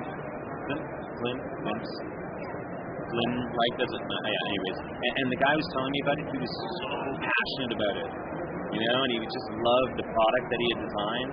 And again, that's like that little like lighting designer batteries like charging as I'm like feeding off of him. That's what's great about a trade show. All right, my only other question I have for you, based on these casual conversations, this is a lit one. Yeah. What else is lit in your life? What else is lit in my life? Okay, what else is it? Well, I mentioned my little boy. Yeah. Benji. That's cool. Yeah. That's my first kid at 40, so that's pretty lit. I'm just going to say that one, you know, because it's cool. What else is lit? I don't know. Like, I'm super passionate right now about, like, within our company, like, within my design firm at Malby Vanny, of, like, entirely reinventing how we spec lighting. Like, reinventing the entire process is I'm on fire about it. Like, you're on fire about, you know, what you're doing here. Yeah. You know, and I love, you know, because before this you were talking and you were ranting. And then I'm like, yeah, he's doing a rant. But what I love about it is that, you know, rant means when you're ranting about it, it's almost like you have so much passion about it, you're not like regulating yourself. You know, you're just going. Zero regulation. Like, I don't even care if these people want to hear what I gotta say, but I'm saying it. Like, I have a passion for something like that in my life. You know, where we're, you know, Mulvey, we're really looking to reinvent the entire process of how we communicate with our agents, communicate with manufacturers, you know, and everything, which is that sorcery project I was telling you about. Like, I don't know, like I'm lit up on fire about that. I'm ranting about it. And the rewarding part about a project like that is you dump so much energy into it. It's like we're getting good feedback. You know, my team sent me a note yesterday. I'm tired, I'm at a trade show, you know, and I'm just, you know, we're busy, I'm tired, I'm working, red-eye flight, and I just get a note out of the blue saying, I love this new way of working. Just randomly. Like, there's no motivation for her to tell me that. She just needs to kiss she's already senior, she's already, you know, she just needs to kiss my butt. She loves it. And I'm like, thank you for saying that, because I'm dumping so much energy into changing our process and making it more efficient, and I'm kind of making you guys do it with me. So when I'm making someone do something and they actually are liking it, that's pretty rare. Usually when they shove it down the throat, they're like, we gotta use this. Doesn't sound like you're doing much shoving to me. No, they love it, and that's so rewarding. And we get other feedback here at the show because some of our manufacturers are helping us with that project and experimenting in it with us. I mean, we're past experimenting now. We're using it, but they love it too. And every time someone says, I'm sure you can appreciate that. You know, when people like myself, lighting designers, and they come up to you and they say, I love what you're doing, Sam. Yep. Right? I love this. This has a place in our market, you know. You guys just like, that's... Thank you. You know? So yeah, I'm lit up about that right now. That's awesome. And starting to see some rewards. Right? So, reward about passion is always a good thing. It's the best kind. Yeah. Thanks for catching up, man. Yeah, man. It's good to see you. Very, very cool. Enjoy it all. Yeah, and I'll give you like thanks for doing this kind of stuff, because I love it. My lighting designers love it, you know, they have reposted content you've created on our like internal chats. Awesome. Right, like our team chat, like your stuff has made it there. Check out this video. So my team loves it, you know, I love it, so thanks for doing it. You're welcome. You know what I mean? Yeah, man.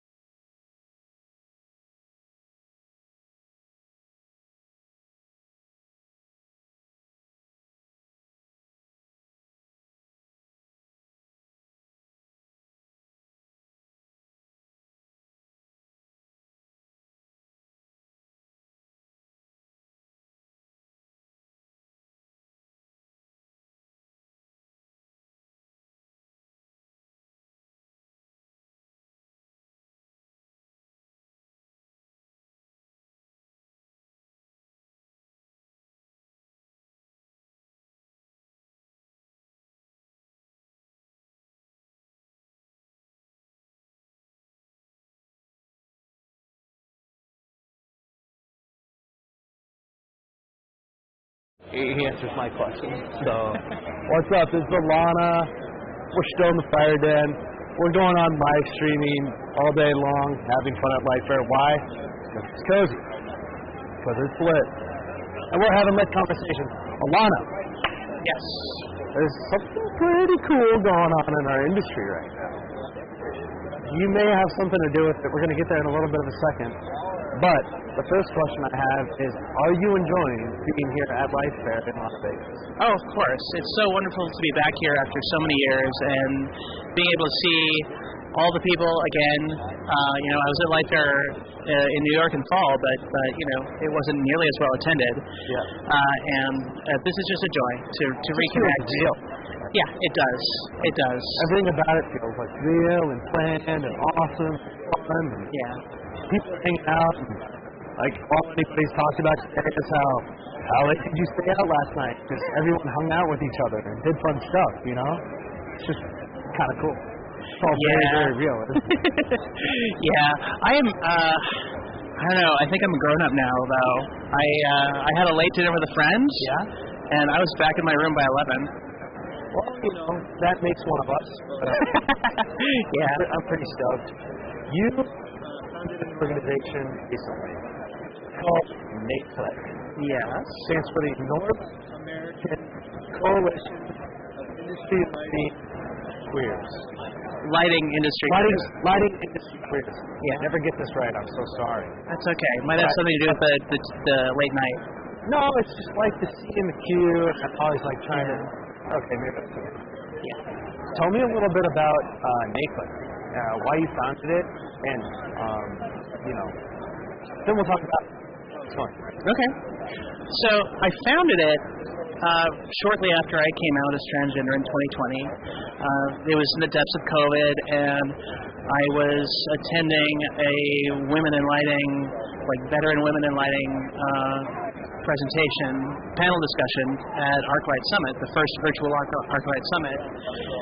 And I was listening to people tell the stories of the bad old days and how they weren't represented and how the old dudes would do really horrible stuff to them and just kind of beat them down in very backhanded, subtle ways. And I was trying to figure out my place in the industry because at the time I was a little bit adrift. I was out of work, so I was trying to find my place in the world, in the industry, in everything. And I formulated this question about how their experience might translate or apply or correlate to the modern trans experience. And I hovered over the send button with my mouse for a really long time, and I never hit send.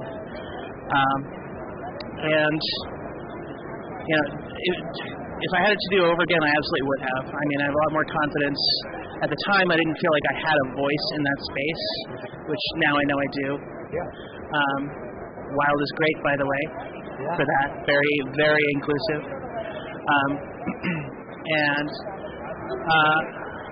So I felt frustrated by the experience, and I was looking for mentorship. I was looking for a voice of experience, and I didn't know where to go. I didn't know who to talk to, because there was no organization like that at all. So that night, in frustration, I started putting together the bones of NACLIQ. So that was a Thursday night, and by Monday I had a website up.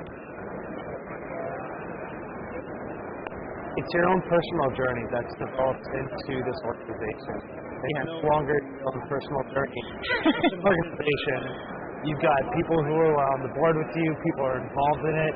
You've got a letter also that you recently wrote that has gained a lot of support in this industry and is starting to, no pun intended, shine light on your organization, the equality gap, the lack of understanding all across the board, and also the fact that everybody needs to take a moment to learn a little bit more about the people they haven't been paying attention to. Tell me a little bit about what's going on there. It's true.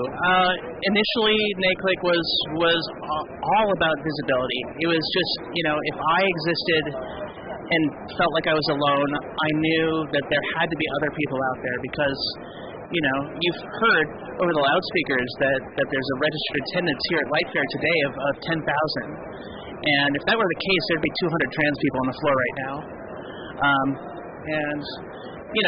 Regardless of how well they pass, I'm not seeing them. I've seen a couple, but not 200. And so if I felt that way, if I felt like I was the only one, there had to be more. There had to be a lot more. That was the original mission, was for visibility, for representation, to get the word out not only to LGBTQ people, but also their employers and the people with whom they work, colleagues, and other people in the industry. That mission has grown a little bit. It's moved in a slightly different direction since all the legislation that has come about in the last several months. In February, things were coming fast and furious. Governor Greg Abbott of Texas and his Attorney General were issuing extra legal executive actions to persecute the parents of trans kids, which had a direct impact on some people in this industry. In addition to Florida's Don't Say Gay bill, in addition to, a host of other things. There are 40-some states that have bills, that have introduced bills, 320 bills this year, in 2022, to, in some way, curtail the rights or erase LGBTQ people. So, in light of that, there wasn't 320 at the time, there's maybe 100, 150, I don't know, it was back in February. But, I was very moved, I was very upset, I was angry, and I had to do something. So I knew I had this platform, and I felt an obligation to use it. So I wrote the letter, and I convinced Sarah to sign on to it. She contributed some, but she helped soften my language a little bit. Absolutely. Obviously, it's hard not to be angry when you feel like you're being singled out, or you actually really are being singled out. But as an industry, we talk so much about how we love our industry, we love our community, and we want to support it. But that also means supporting the people, and that also means understanding the issues that go beyond maybe what we're fundamentally used to. As it comes to, how you get a job, or doing this, or doing that, but really diving in to understanding who everybody is in this industry. Where are all the queer people? Where are all the LGBTQ? There's a longer version and there's a plus at the end of it. Because the answer is there's all this identity stuff that people are going through right now. And they all need to be supported. And you're a great example of it. You needed the support, so you went and created it. And now we have this opportunity to say, hey, there's no place for all this.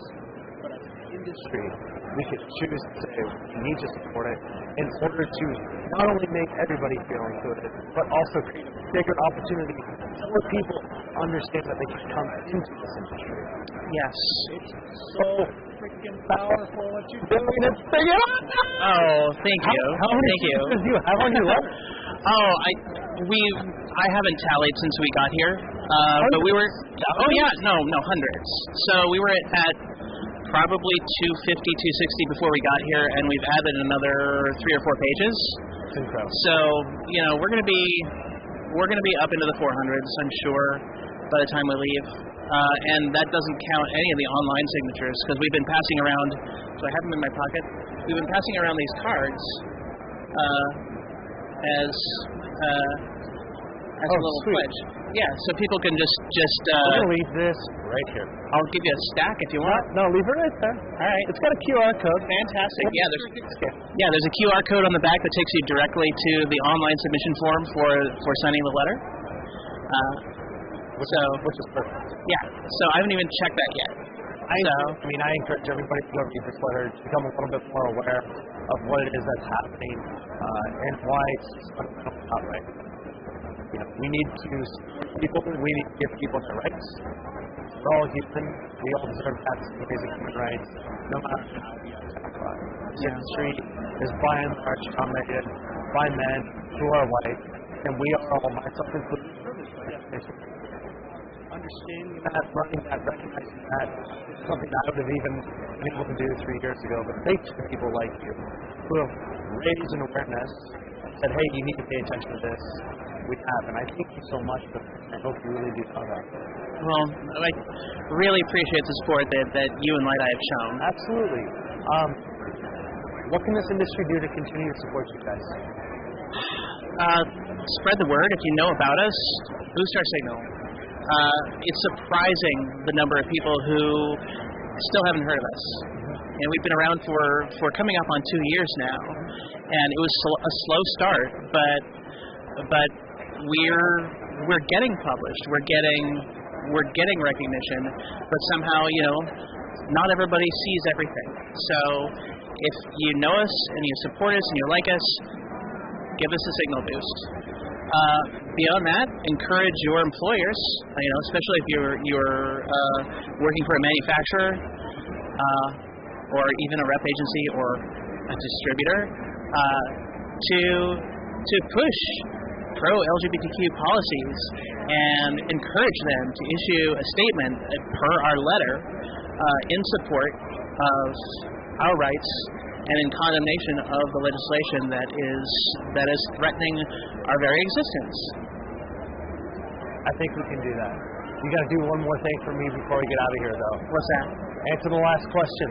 What else is lit in your life? What else is lit in my life? Yeah. Outside of all this, the thing that's really lighting me up is I've been doing a lot of theatrical design, and it's really feeding my soul, and it makes me so happy. That's cool. Well, keep doing it. Keep doing it. It's good to see you. Great to see you. Thanks. All right.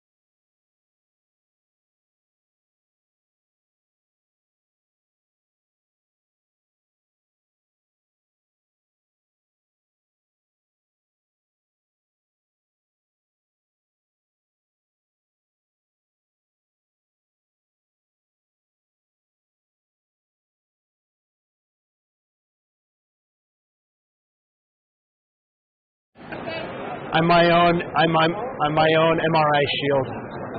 Yeah, so we're live streaming. We're here in the FireDen at Light Fair. There's a lot of fun things going on. I don't know if you know what a FireDen is, but if you were to look it up in the dictionary, well, it wouldn't be there because we made it up. It's normally referred to as a wolf's den, a bear den, but a FireDen is where we get lit. We have live, lit conversations about things that are going on in lighting. The goal today is really just to catch up with you guys, to talk a little bit more about what's going on in your life. And apparently you're all doing the same thing together, which is why we're all sitting here together. There's something cool that's happening, right? It's called the ball. Do you guys call it the ball? No. You call it the ball. There's a lot of debate. The ball, BOL. the BOL, right? The business of light. I guess I could talk about it, but that would be kind of useless since there's 5 of you here to talk a little bit more about it. But I want to make sure that everybody knows who you are. You guys are all sitting on a board that is forming this new organization called the Business of Light. Its intention is to help people understand what lighting design is, how to run a business in it, whether you're an independent lighting designer, whether or not maybe you're part of another organization practicing lighting design. But the most important thing is taking this knowledge base that all of you professionals have created and making sure that people start to learn more about it. I'm going to stop talking. I'm going to let you start. Really? I'm going to let you guys all introduce yourself if you don't mind. Just pass that microphone back and forth so everybody at home can hear who you are, and we'll talk a little bit more about what's going on. Sounds good. So I'm David Catan. I'm a lighting designer with CM and I'm the treasurer for Business of Light. So. I'm Catherine Stecker. I'm an associate director out of HLB's Denver office, and I'm just a helper on the board, Business of Light. Director helper. I'm Maggie Justo. I'm with Access Lighting. I'm a regional for New York City, and I'm a former lighting designer, so I'm very, very sympathetic to this. And Maggie also throws a killer party if you ever come to Light. Hey, Sam. Thanks for having us. I'm Stephen Rosen from Available Light, and we're missing a couple of really important members of our board right now, including our inspiration, Barbara Horton and Stephen Lees. Yeah. Barbara Lees and Stephen Lees. I'm a little confused about that myself, right? Horton Lees. And I'm happy to be here. Hi, good afternoon. My name is Chip Israel from Lighting Design Alliance based in Long Beach, California. Once again, one of the board members of BOL. You can keep the microphone. Allegedly, you had a party at your house and this whole idea got started. Well, if you want some of the history, we've got to thank Stephen. We both basically got together remotely because of the pandemic and said, Barbara and Stephen are retiring, and they've been such an inspiration to so many people in the lighting field. We need to do something for them in their honor. And we really thought that was important because so many people have been inspirational across the decades, and unfortunately we kind of forget about them, and we really didn't want that to happen. So we reached out to them and said, Steve and I thought it was both a great idea, so you can just say yes. Yes, sir. So we basically reached out to them and they said, first of all, they were flattered. They're very humble people, even though they're the rock stars of the lighting industry. And they said, you know what? We really have always found an interest in the business side of the lighting. If you know Stephen, he's obviously Mr. Spreadsheets and those types of things. And they said, the people in our field learn lighting, learn design, they go to school, and most of them have never even had an accounting course. So the whole idea was to maybe give back, but not in the traditional way, because there's ILD, there's educational programs, so everybody can learn lighting design if they choose to do so. What this does is it allows people, they can be owners of companies, they can be people aspiring to be owners of that company or their own someday, or even junior designers that just want to learn more about business practices, understanding profitability. And to be honest with you, it's kind of selfish from our standpoint.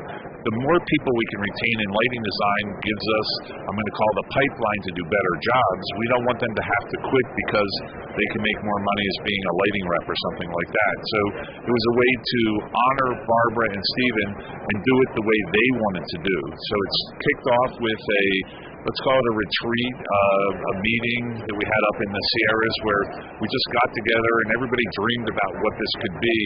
And if you know things in academic and in the world, they take a long amount of time. That was about less than a year ago, and this whole entity is alive, it's grown, it's incorporated, it's real. We have, bank accounts, and you can all donate some money to it to make sure it happens. But it's happened so fast because everybody has this passion to support them, but really more to support this mission of the business of lighting. You want to add? I think you did well. I mean, you touched on it, but I think it's worth saying it again, which is that lighting designers in general are some of our most highly educated people on the planet. And one of the things that's so cool about lighting design is we're all educated differently. There's interior designers, architects, engineers, theater people. And so we all come at this with an enormous passion for light. But put a P&L statement in front of us and we freeze. And if we're going to have success in the future of this profession, and we are constantly trying to bring new people into the profession, we need people to have a good sense of business as well and understand how business runs.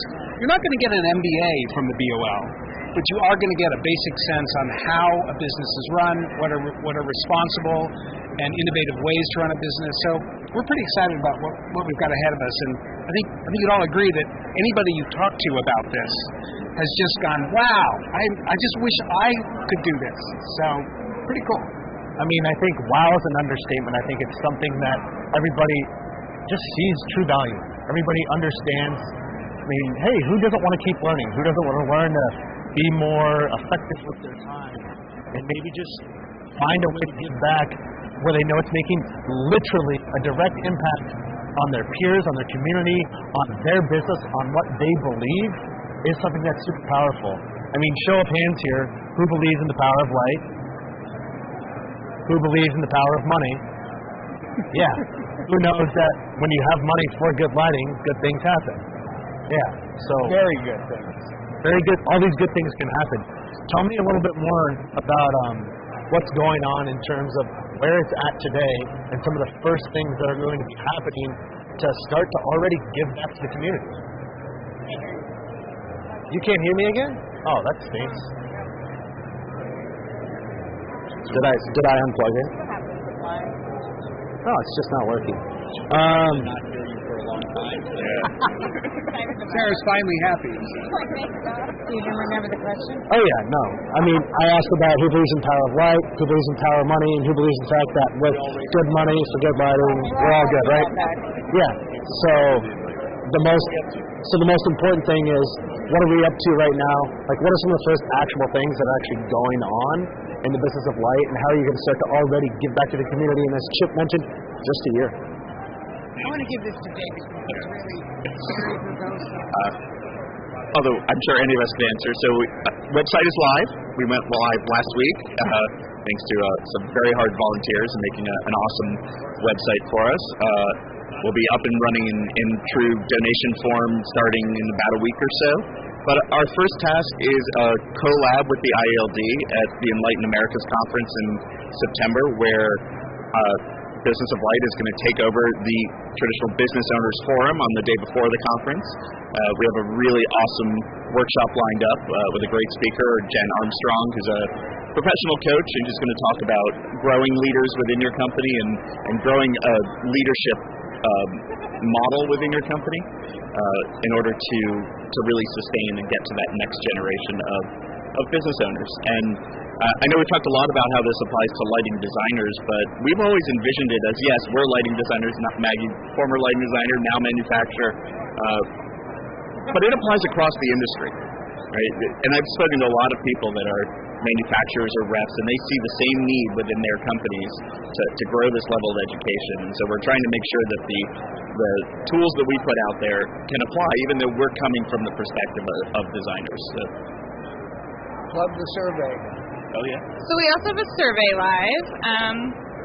I don't know if this works through the QR code, but we're trying to survey everyone to get kind of a gist of where they are and what they're looking for so we can start to build content. We also don't want Barbara and Stephen to get too bored during their retirement, so they're involved. But You actually can register for the Business of Light session at ILD right now. I think the normal registration opened last Monday. So register and join us in Palm Springs. We're really, really excited to launch this and start sharing and keeping Barbara and Stephen's legacy alive. Ditto. What can I say? Got the microphone? No, it's for you. What can I say? Here. Maggie's a doer. Maggie says. I'm a talker. I'm a doer. Maggie says, next question. Yeah, next question. Okay, so we've laid the groundwork in terms of how this thing got formed. Thank you for hosting a retreat. I heard it was a party, but whatever you want to say. Oh no, it was very serious. It was very serious. There was no.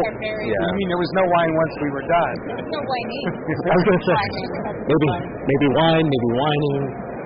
We all know that you are all a very dedicated group of people. I think what's really cool is you're all practicing professionals at the highest level in terms of that dedication, in terms of being dedicated to your own businesses, to this profession, and exactly what we need to do in order to figure out how to move forward together as an industry. It's so beautiful to see not only designers and former designers, but so many other people getting involved in this organization already. It's clear that the volunteer nature of this is going to continue to grow. And I just want to be crystal clear that as people start to donate to this, it's going back to creating the business of light. This is really fundamentally formed as a nonprofit in order to give back to the community. And it is going to be by far and large run by two amazing people who it's kind of founded for, after, and in the legacy of, and will be run by a group of extremely talented volunteers in your free time. Well, we plan to expand a bit. So I was going to say, we all know how much free time you guys have. Tell me a little bit about the future of the DOL and how you envision people getting involved in this, both on the side of things of, who's going to be maybe presenting this content and how is it going to be deployed. You mentioned Enlighten is going to be a big kickoff event. And, maybe just tease us a little bit with, some of those ideas before you finished all that wine that night. Who wants it? Go ahead. So, I'm glad you asked the question. Part of the answer is we don't know. Yeah. It's early days, and I think that the programming will begin to introduce itself as we talk to more people. One of the first things we're beginning to do in the next couple of weeks, Anna Sabuco and I are going to be conducting some focus groups with the kinds of people who are in the industry that we think will most benefit from this program. This isn't going to be a top-down, this is what you should learn. We would like to know from them what they would like to learn and how we might present the material. So I think there's a lot of programs coming out. I think you're right, we kind of are starting with designers because mostly that's who we are.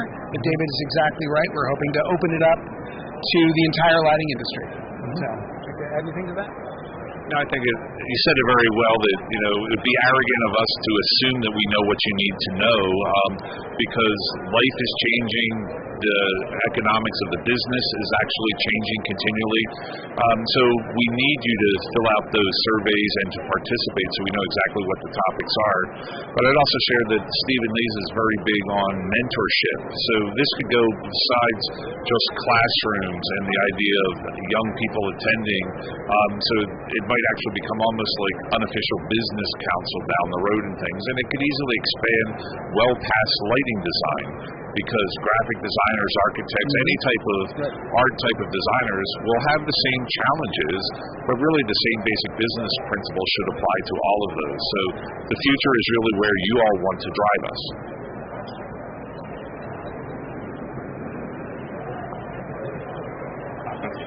I think we've successfully passed the baton. So, I think you're going to find from us shortly in early 23 webinars coming live, subscription models where webinars you can continually gain access to, continue to build that library of information, and then use this survey, use the focus group to kind of figure out what are the topics, but also what are the methods of delivering information that resonate with this next generation, this group that's really trying to. They're going to be the future leaders. They're going to be all the principals walking around this trade show floor in not too distant a future. So trying to build all of that content and put it out in a platform where it's easy access, but builds on the legacies of titans of the industry who I know I've mooched off of for many years.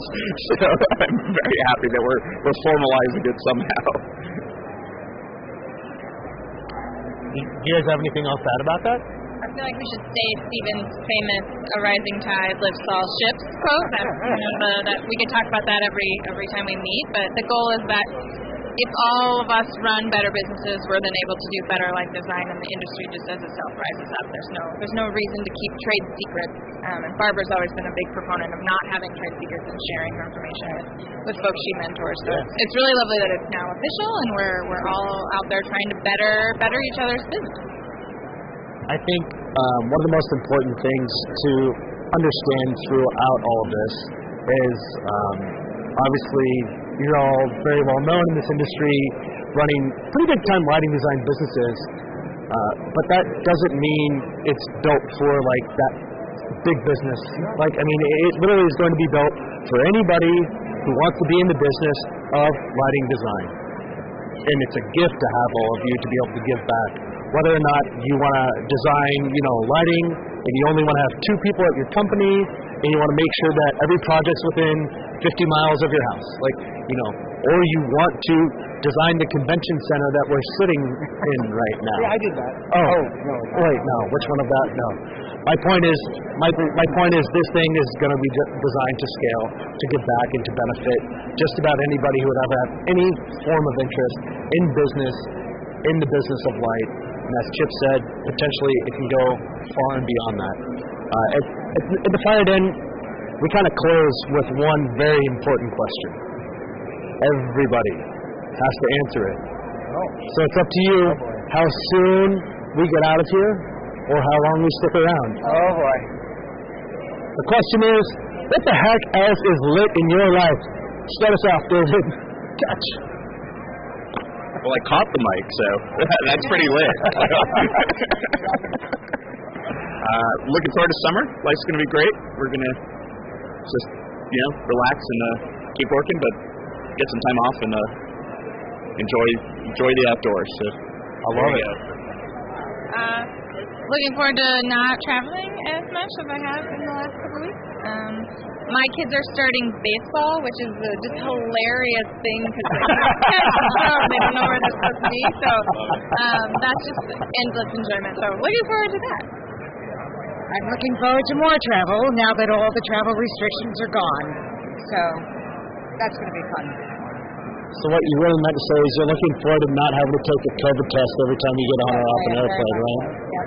Traveling is an amazing thing. It's awesome to be here.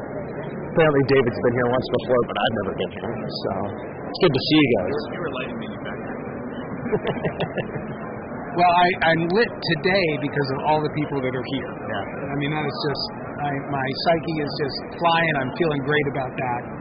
And I have 2 adult children who are beginning to launch out on their own, and I'm pretty lit about that too. That's awesome. First off, Sam, thanks for helping out with this. And I think what I'm most excited about was walking 2 of our newest designers around the floor today and really teaching them about giving back and explaining about what's in the booth. The technical aspect is one issue, but it's about the relationships that are created. And it seems like you go 5 feet, you stop, start talking to someone, catching up, and that's really what Light Fair is about. But really, I've grown the most from growing up with all of you and learning and being able, if you're in a problem, to reach out. And so I just say for the younger people that are out there, get involved, whether it's IES, IALD, doesn't really matter what group it is. BOL, yes. But you'll get more back than you put in. And to me, it's kind of come full circle, walking around with young people, and they can actually just see it about, it does pay back, and it's definitely worth it. So with all of that, and with everybody's, I'm going to call it entrepreneurial spirits, there's no reason why the lighting can't float with the tide, as Stephen said. So. Chip, the tide is lit. That's a lit tide. This is awesome. Guys, thank you so much for joining me. Thanks for having us, Sam. Congratulations on forming the BOL, the Business of Light. Woo-hoo! Next year's What's that? Are we going to enact actual fire? Next year we're going to have 2 wolves next to the fire pit, and we'll be next to the wolf den in the fire den, cooking s'mores. I like wolf den. Potentially drinking wine too. Bring some Coleman camping chairs. Bring your Colemans. Did you guys know this? Actually, fun fact. I have a friend in Las Vegas. She works in hospitality, and I may or may not have picked up a couple six-packs before I checked into the hotel. She said, "Yeah, we have a name for you people when you check into the hotel. They call us Colemans." There they are, taking their Coleman tour. There they go. That's my fun fact for you guys.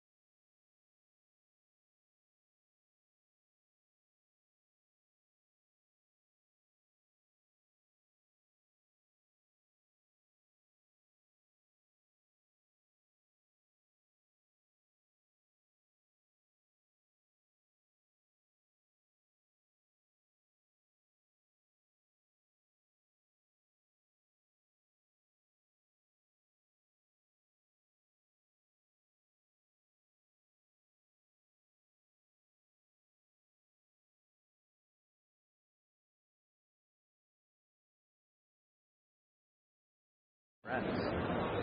And I call all of them often, which is cool. Yeah. And they're like, we're good, yeah. You know, they want to help and everything else. We're sitting here talking about this business of light thing. We're sitting in the FireDen. We're getting lit. We're having lit conversations. We're in Las Vegas. The puns are incredible.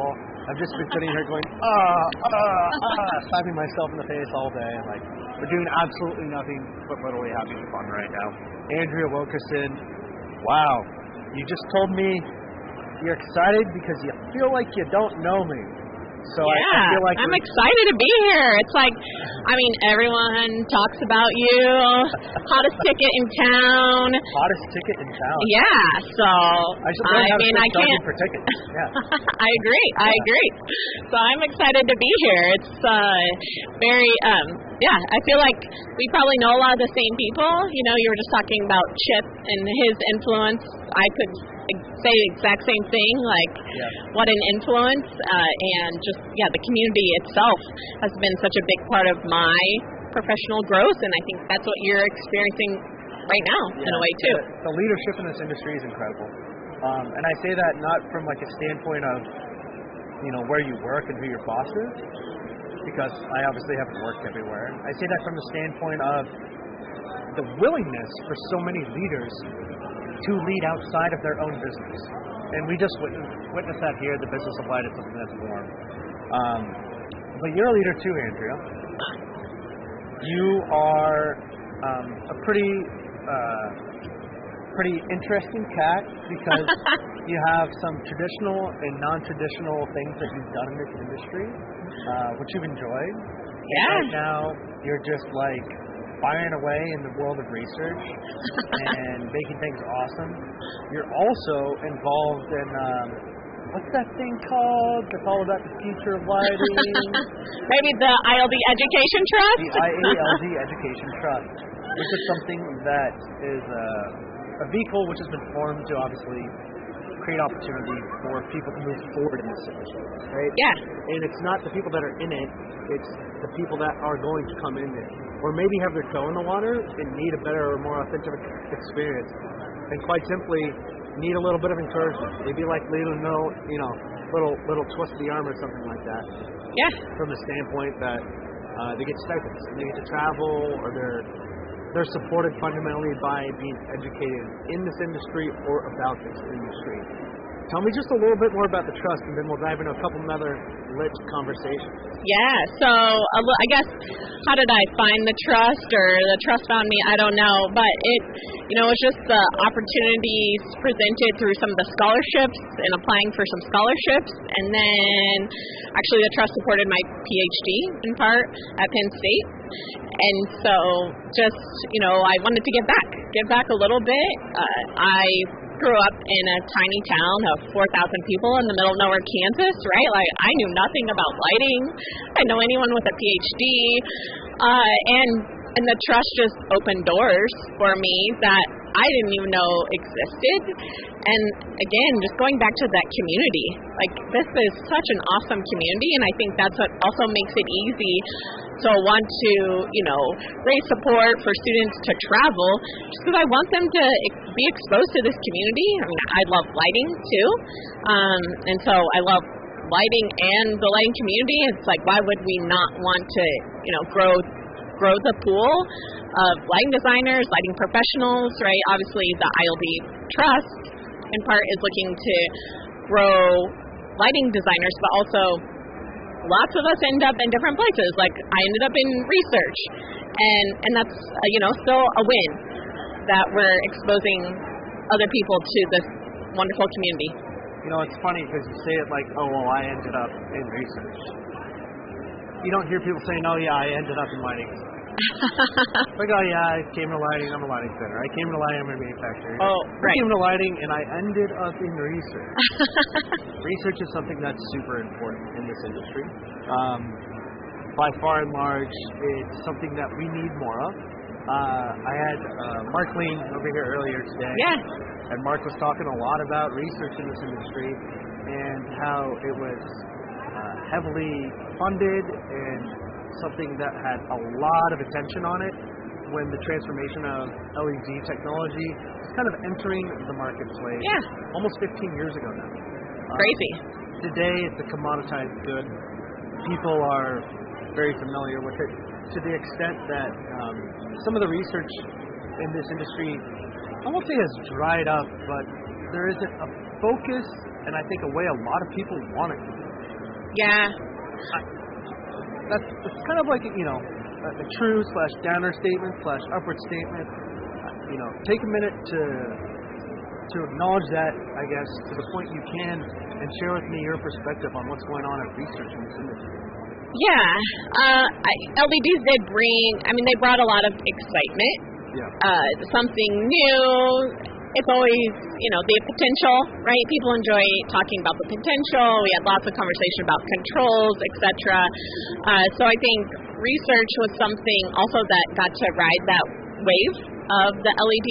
And, it's not going to go away. I think it is going to shift a little bit. Manufacturers were devoting more resources to research in the early days.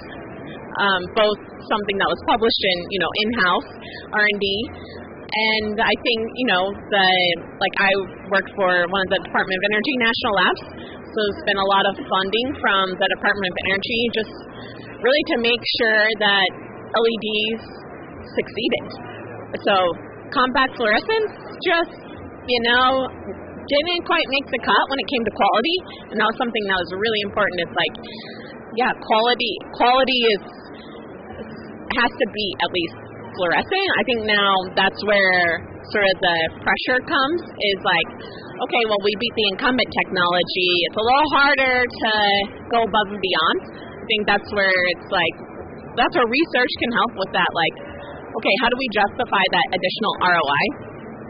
And I think that's where it's showing the value of different things. So something, I've done some, my area of focus is field research, but something I'm particularly passionate about right now is we need better feedback loops. So if you think about oftentimes in design, it's a designer designs a beautiful system, spends a lot of time thinking about every aspect, and then there's no time to go back and say, okay, did this work? What worked? Etc. And then the aspect I'm coming from is recently we've gotten some lighting control data. So it's out there. Some controls manufacturers, you can tap into the building automation system. The data's already there, but it's what do we do with that data? So I think it's just continuing to build the case for the importance of research and continuing to, as researchers, right, the challenge for us is what value add do we have? Where can we add something, especially when it comes to controls? I think that's where the story of value, costs more, and you don't save as much energy as you used to, right? You used to be able to use energy as okay, this is what justifies controls. But I think, is there this feedback aspect? Microsoft Word collects data on us all the time, right? Word's been around for a long time. Obviously, there's still value in that data they're collecting. So, can we understand how people use lighting systems, how they use controls? Can we get to better interfaces? So I think that's where, it's on the research community as well to, show value so that we can keep growing, it's not a foregone conclusion. You talk about keeping on growing. I would say that the industry, we're growing in some ways, in other ways we're really just starting to evolve. We're starting to evolve our thinking in terms of what's important, what we want to learn more about, but also, what we need. We used to kind of be simple in terms of the equipment. Yeah. It's got a little bit more complex with compact electronics. Really just in the last 5 years, forget about LED. Look what's happened, in the evolution of smartphones, the ability to literally make compact electronics, make sensors smaller, integrate them into things. Computing power is just soared. Making basic computing power very available, creating a lot of intelligent lighting systems or intelligent lights that then need a plug in a system. You mentioned controls, and I want to dive into that just a little bit because I think that there's a real strong opportunity for, as you mentioned, research to show great value. controls, controls. That's kind of everybody's reaction. Yeah. Oh no, like what system do I use? How do I specify it? Well, what's cool about you? What's different about this one? What's going on? Like people don't necessarily know how complex of a control system they need, who writes the sequence of operation, whether or not users should or should not have access to it. Right. Well, to your point, there's all these control systems out there installed that have collected data. You guys have an opportunity as researchers to just quantify, like, is it being used? Yeah. How's it being used? Right.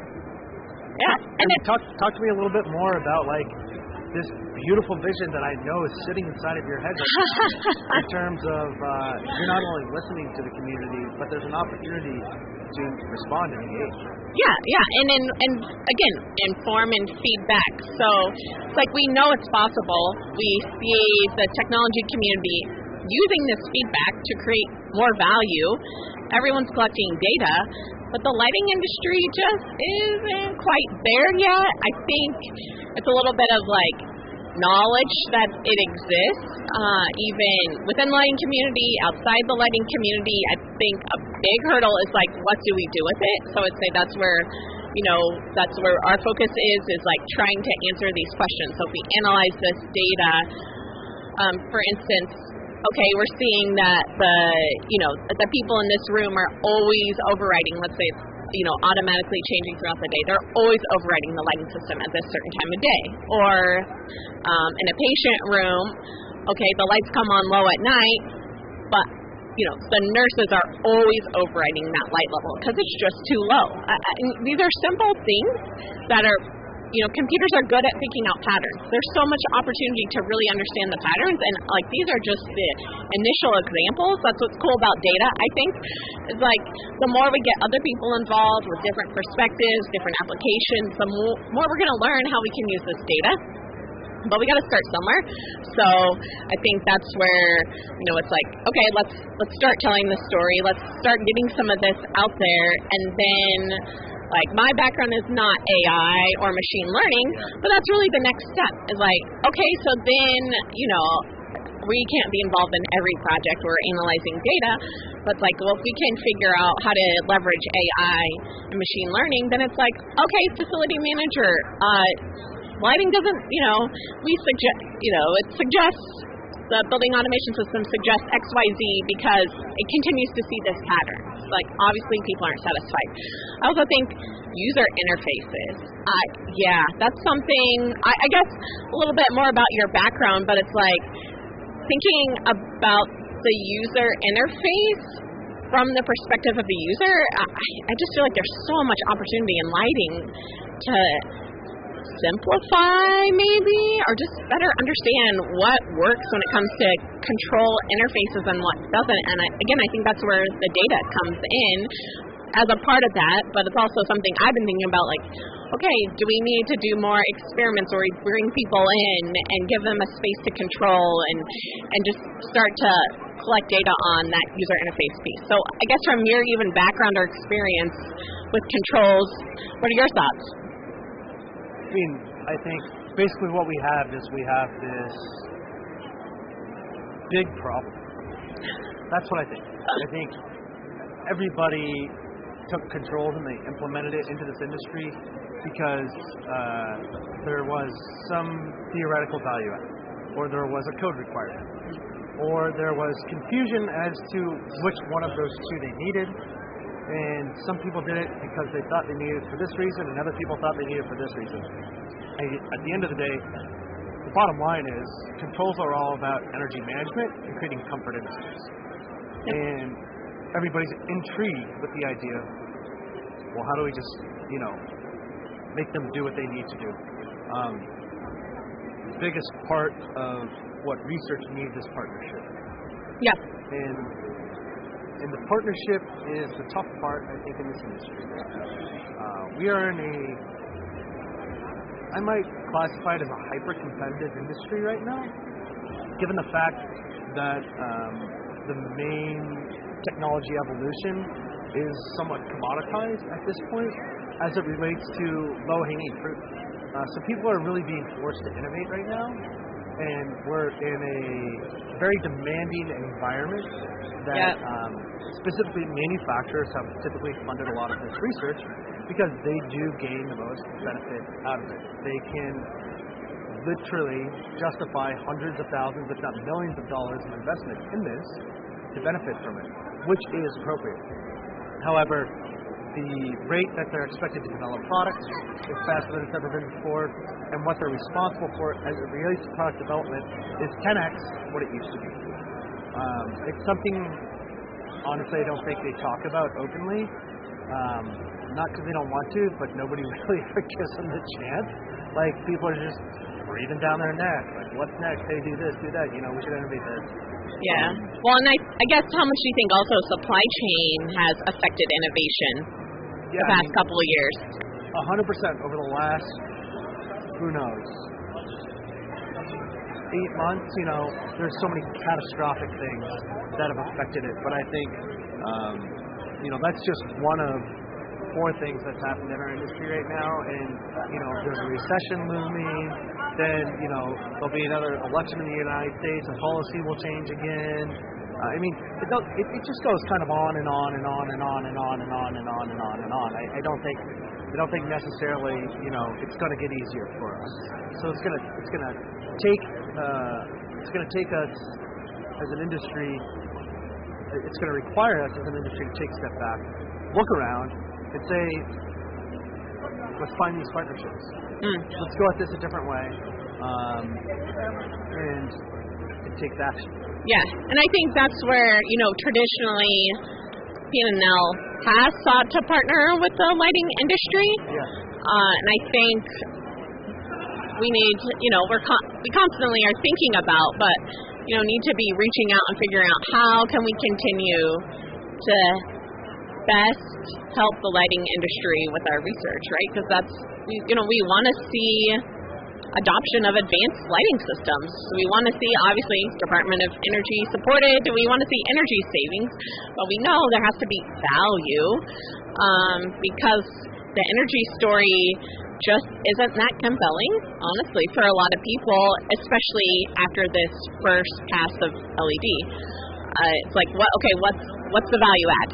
And understanding manufacturers, interfacing, you know, what are their constraints, what are they thinking about. I think also designers, the opportunity to work with designers, and someone that gets overlooked, and I think is in your past, manufacturers reps. I think they're getting squeezed a lot with the control story and maybe some of the selling of other marketing stories, and then they end up sort of having to make it work, and it puts them in a tough spot. Yeah, I think, you know, it's interesting you bring up the reps in the place of research. You would probably just not even think about it. But today, so much work comes back into the reps' court because there is so much that's undefined, and they, by design, are in the middle of every project. And they're building out full staff teams to handle control. And there could be some benefit there, 100%. I agree with you. Yeah. Well, I think you know Alyssa Weber, so working with her and presented yesterday at Light Fair. She couldn't be here physically, new mom, but virtually joined us, and it was just so nice to have her perspective and to work with her over the past few years on a project in Boulder.